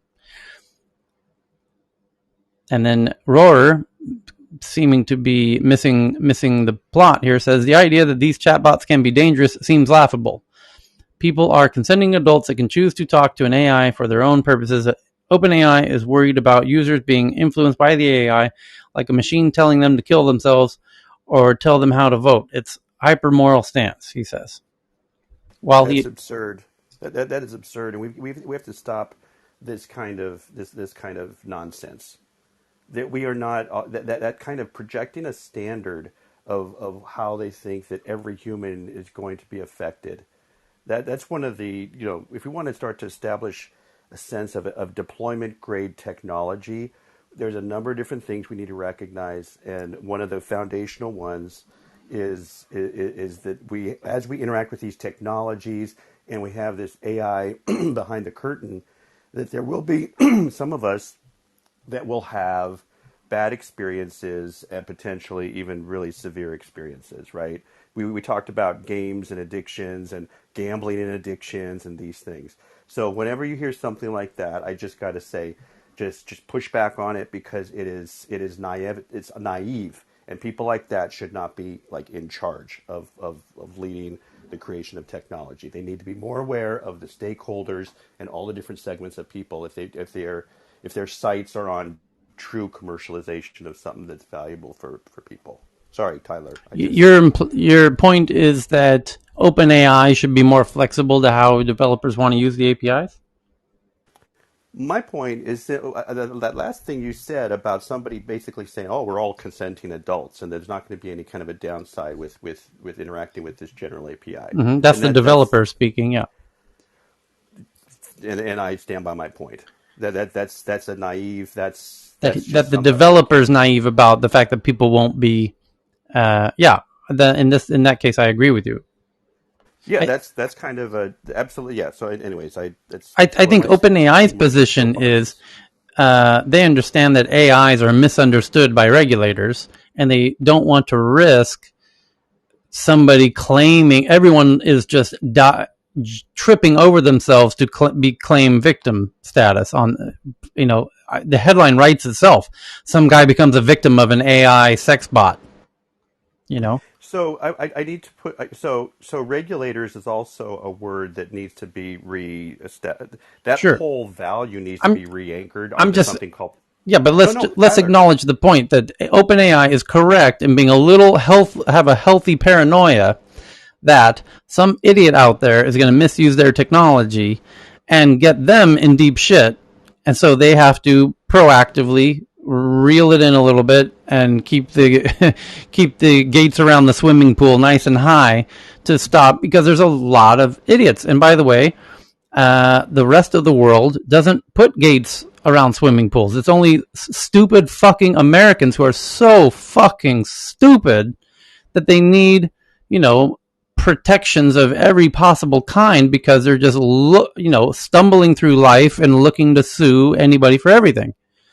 And Tyler, so if I might, if I might, just because you brought up a good example, and I just wanted to offer, you know, just that's a great example with regards to around the swimming pool. If you run a child care out of your home, you cannot have a body of water without that, just because of a safety for little children. So again, I just like to say, whenever you hear the word regulation, another word you can use is safety, because there are certain safety measures that are important. And that's all I wanted to say, because we get in here in the States, we get into this pendulum swing between when the GOP takes over, regulations are against my profit, so get them the hell out of the way, and then you get a pendulum swing the other way, where perhaps there's not just safety measures, but perhaps they do get a little bit whatever, they rationalize going a little too far. I'll give you that, possibly, right?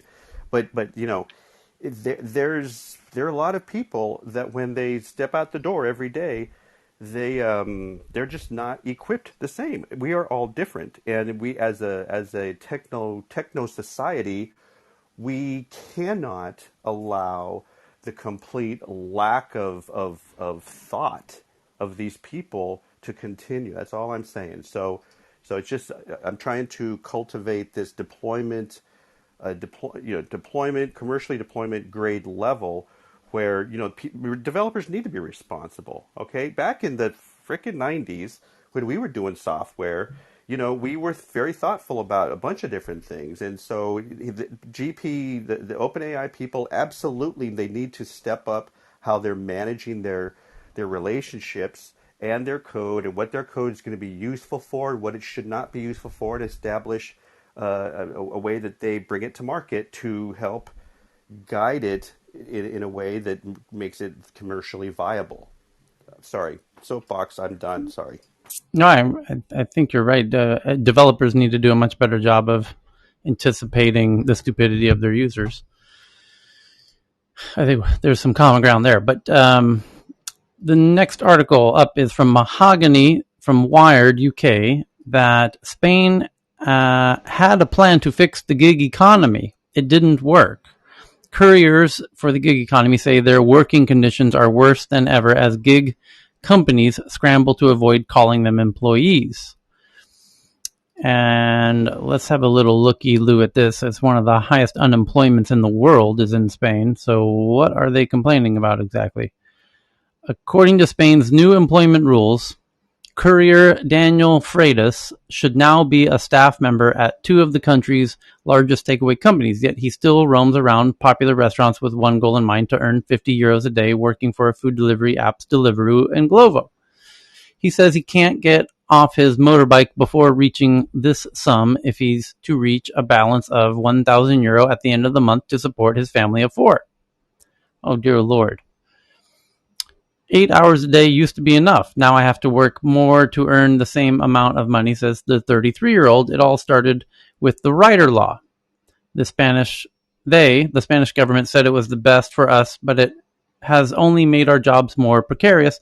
Now he says he's struggling to make ends meet after paying petrol bills, an accountant of VAT, and national insurance contributions that stand at a fixed monthly rate of €289 for freelancers. The rider law is the Spanish government's response to protests against job insecurity and low wages in the gig economy, tailored to improve working conditions for riders. It became effective on August 12th with little success. Instead of forcing gig economy companies like Deliveroo and Uber Eats to provide employee status for their riders, the law has caused them to outsource and tweak their apps to avoid making changes to their business models. But the most extreme evasion tactic came from British unicorn Deliveroo, which unveiled plans to leave Spain entirely, which we read about 2 months ago when that happened. A spokesperson for Deliveroo said the decision to postpone ending its operations in Spain is not one we have taken lightly. Spain has proven to be a challenge for Deliveroo. Out of the 12 markets we operate in, it provides less than 2% of the firm's gross transaction value. While competitors Just Eat and Glovo have managed to gain more than 20% of the market each, Deliveroo found it hard to corner more than 10%, with some surveys reducing its share to as little as 5.5%. That is far from the company's ambitions of being among the top two largest players in the countries where it operates. Achieving a sustainable sustaining a top-tier market position in Spain would require a disproportionate level of investment with highly uncertain long-term potential returns, the firm said when it made the announcement. I was so angry when I heard that Deliveroo was leaving. It's my largest source of income. And then all of a sudden, I'm told it's going away, said Lydia Camargo, a 42-year-old rider from Madrid who worked with Deliveroo and Glovo. I already went through this with Amazon, was forced to stop working with self-employed drivers. Now Deliveroo too. This law is leaving us with nothing. Oh, dear Lord. Deliveroo's exit isn't definitive, though. The London-listed firm will start negotiations with staff and couriers this month and make a final decision depending on the outcome. However, riders are already reporting declining business and growing competition. Demand has fallen since Deliveroo announced it would pull out of Spain, says Camargo, who campaigned against the law with a riders association called United Riders. I'm only doing peak times now. Even so, yesterday I got 2 orders in 2 hours when the average used to be 3 orders every day. In January, unlike the Glover doesn't say Glover's new model, but riders aren't happy. The company is now paying poorly when many couriers blame the new law for their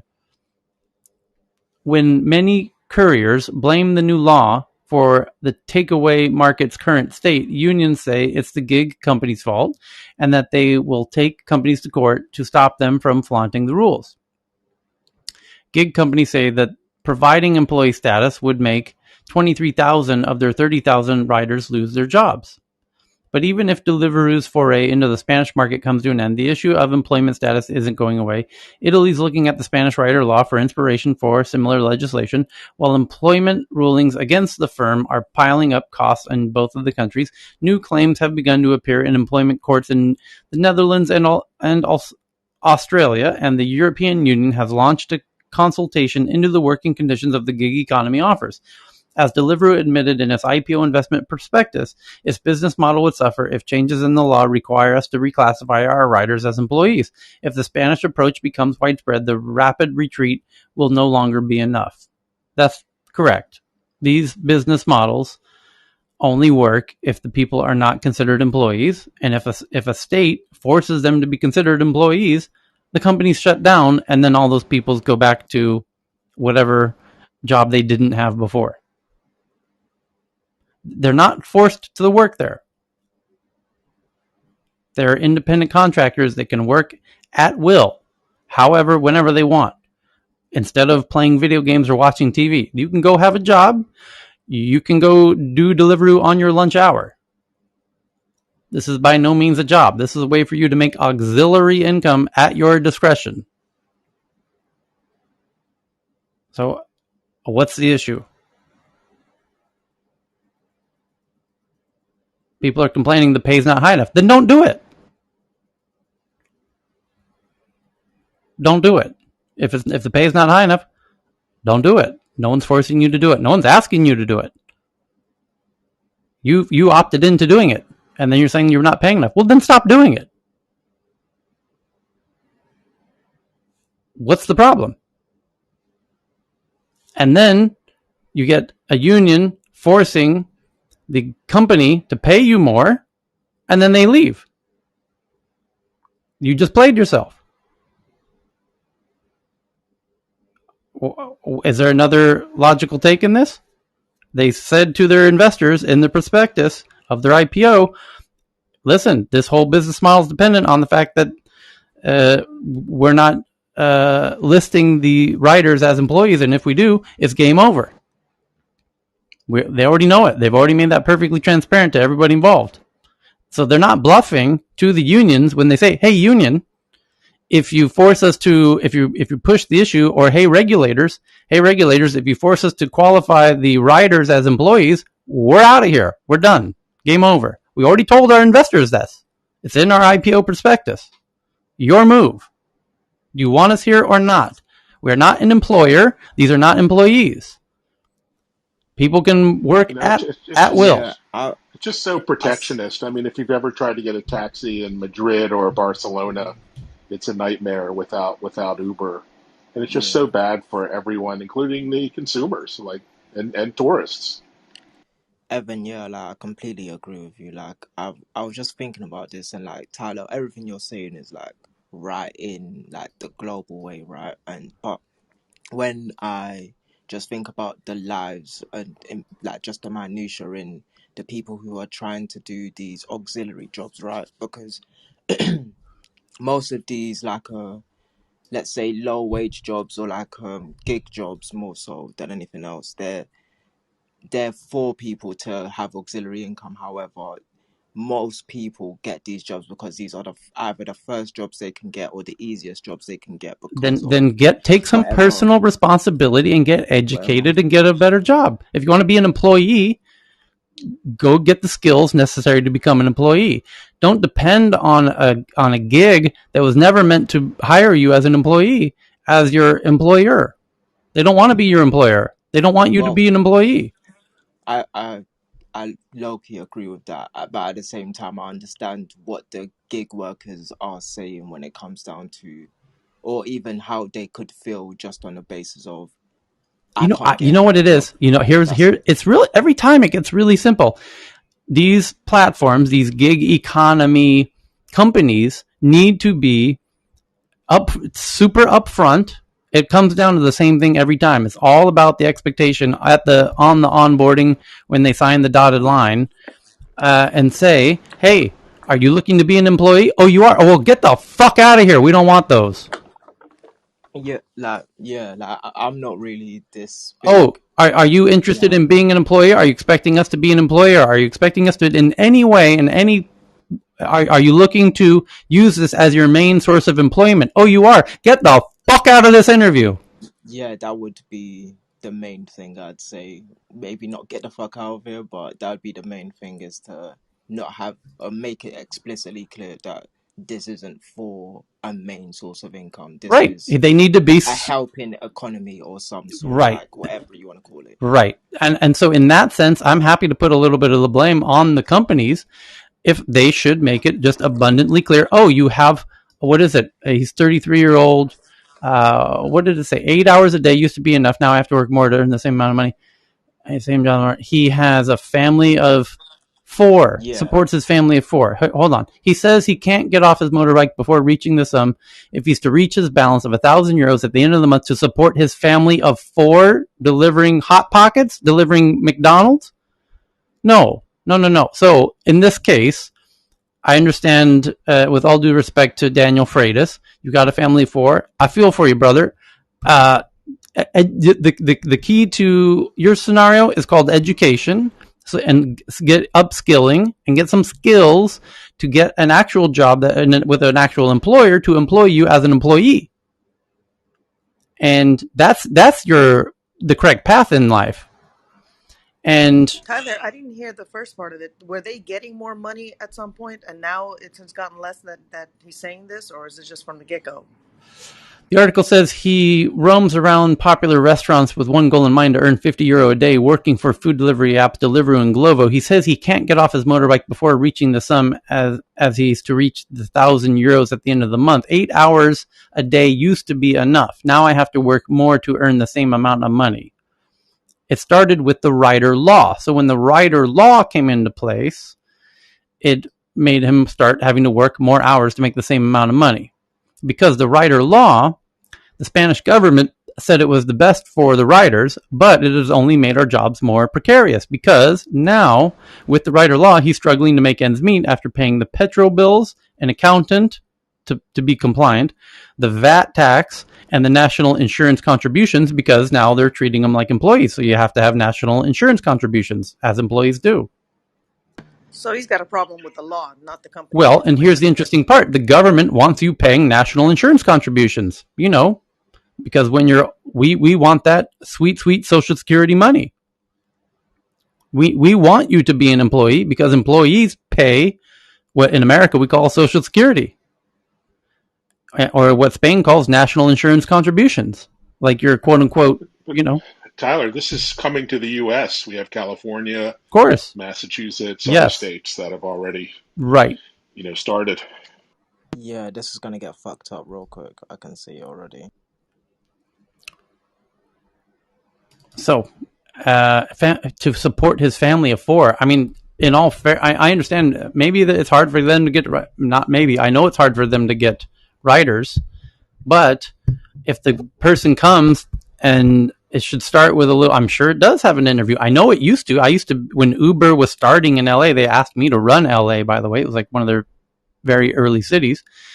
And my buddy William Barnes took that gig, and boy, was that worked out well for him. His stock options, which I helped him negotiate his contract with Uber to be the run LA, and he got some sweet stock options. He's worth north of 25 million today, just due to the Uber stock options.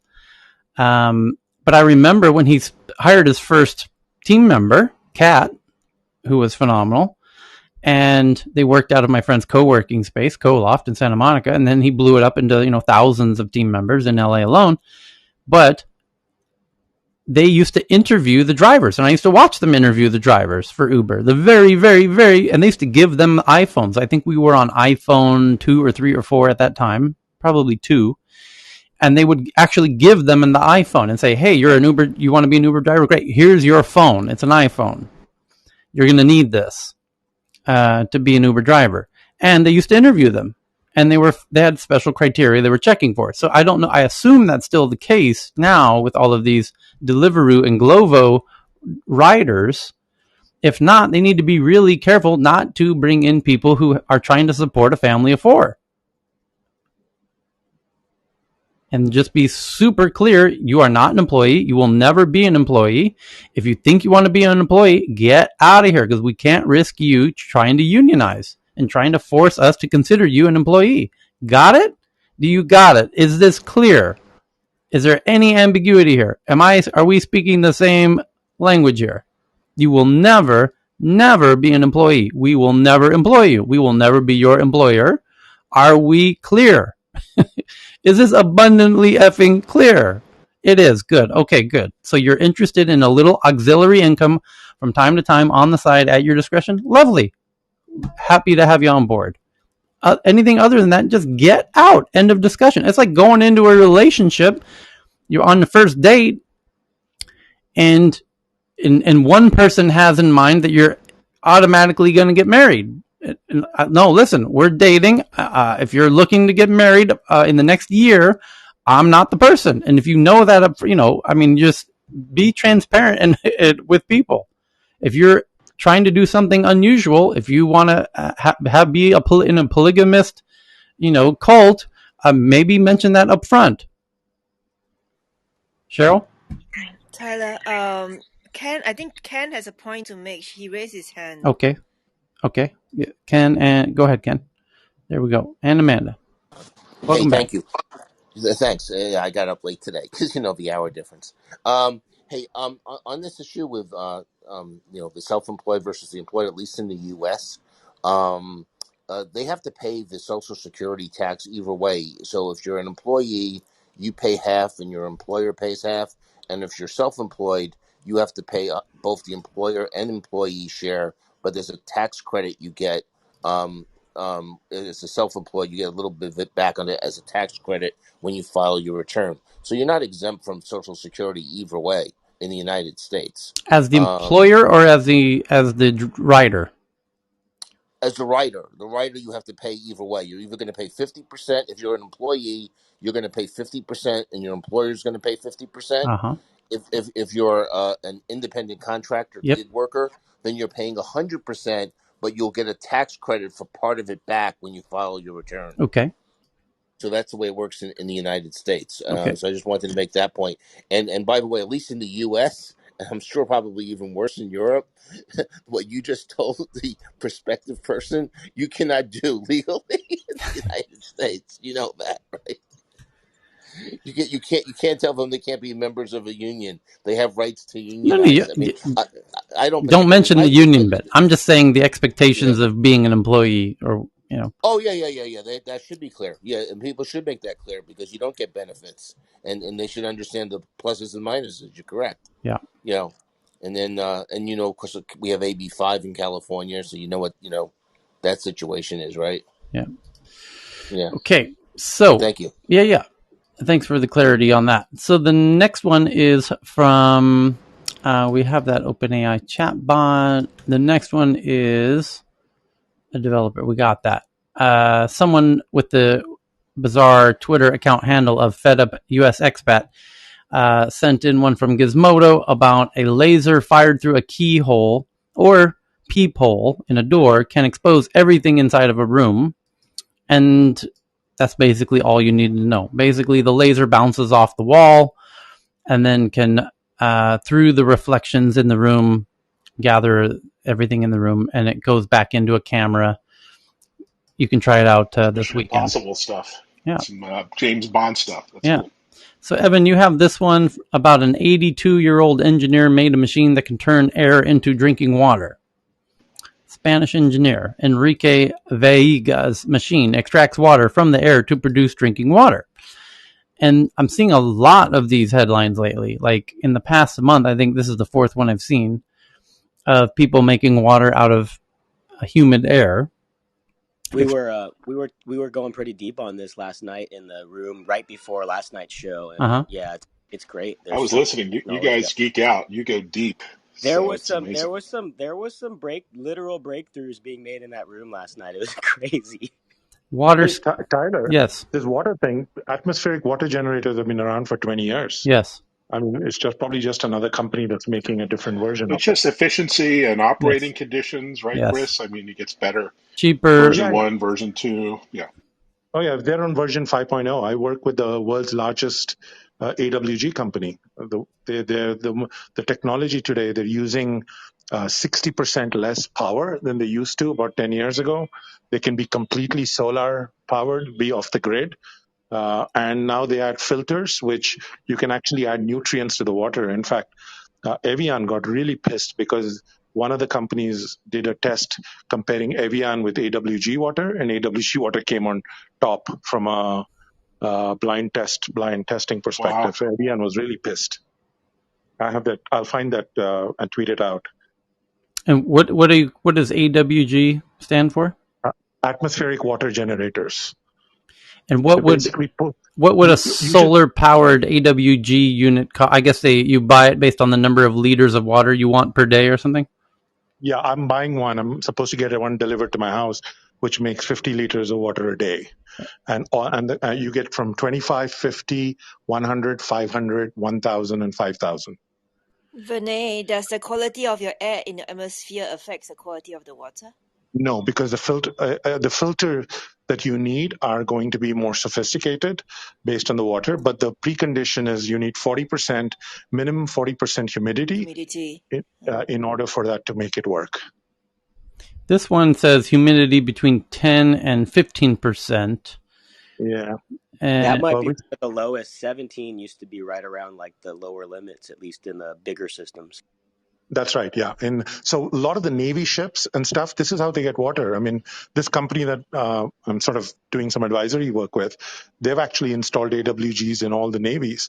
They've got them in the Malaysian Navy. They've got them in the Indian Navy. This is when these ships are out. Where do they get drinking water from? Right? So they use AWG. And if they're in the ocean, humidity is there. They don't have to worry about that. And how much you're getting a 50, did you say, or a 500? I'm sorry. 500 No, I'm getting liter? a 50 for the home. No, I'm getting 50 liter, and it's going to cost me 45,000 rupees, which is about $600. That's okay. Oh my God. Californian. Yeah, but then you'll need an orbital showering system, filter system, so you can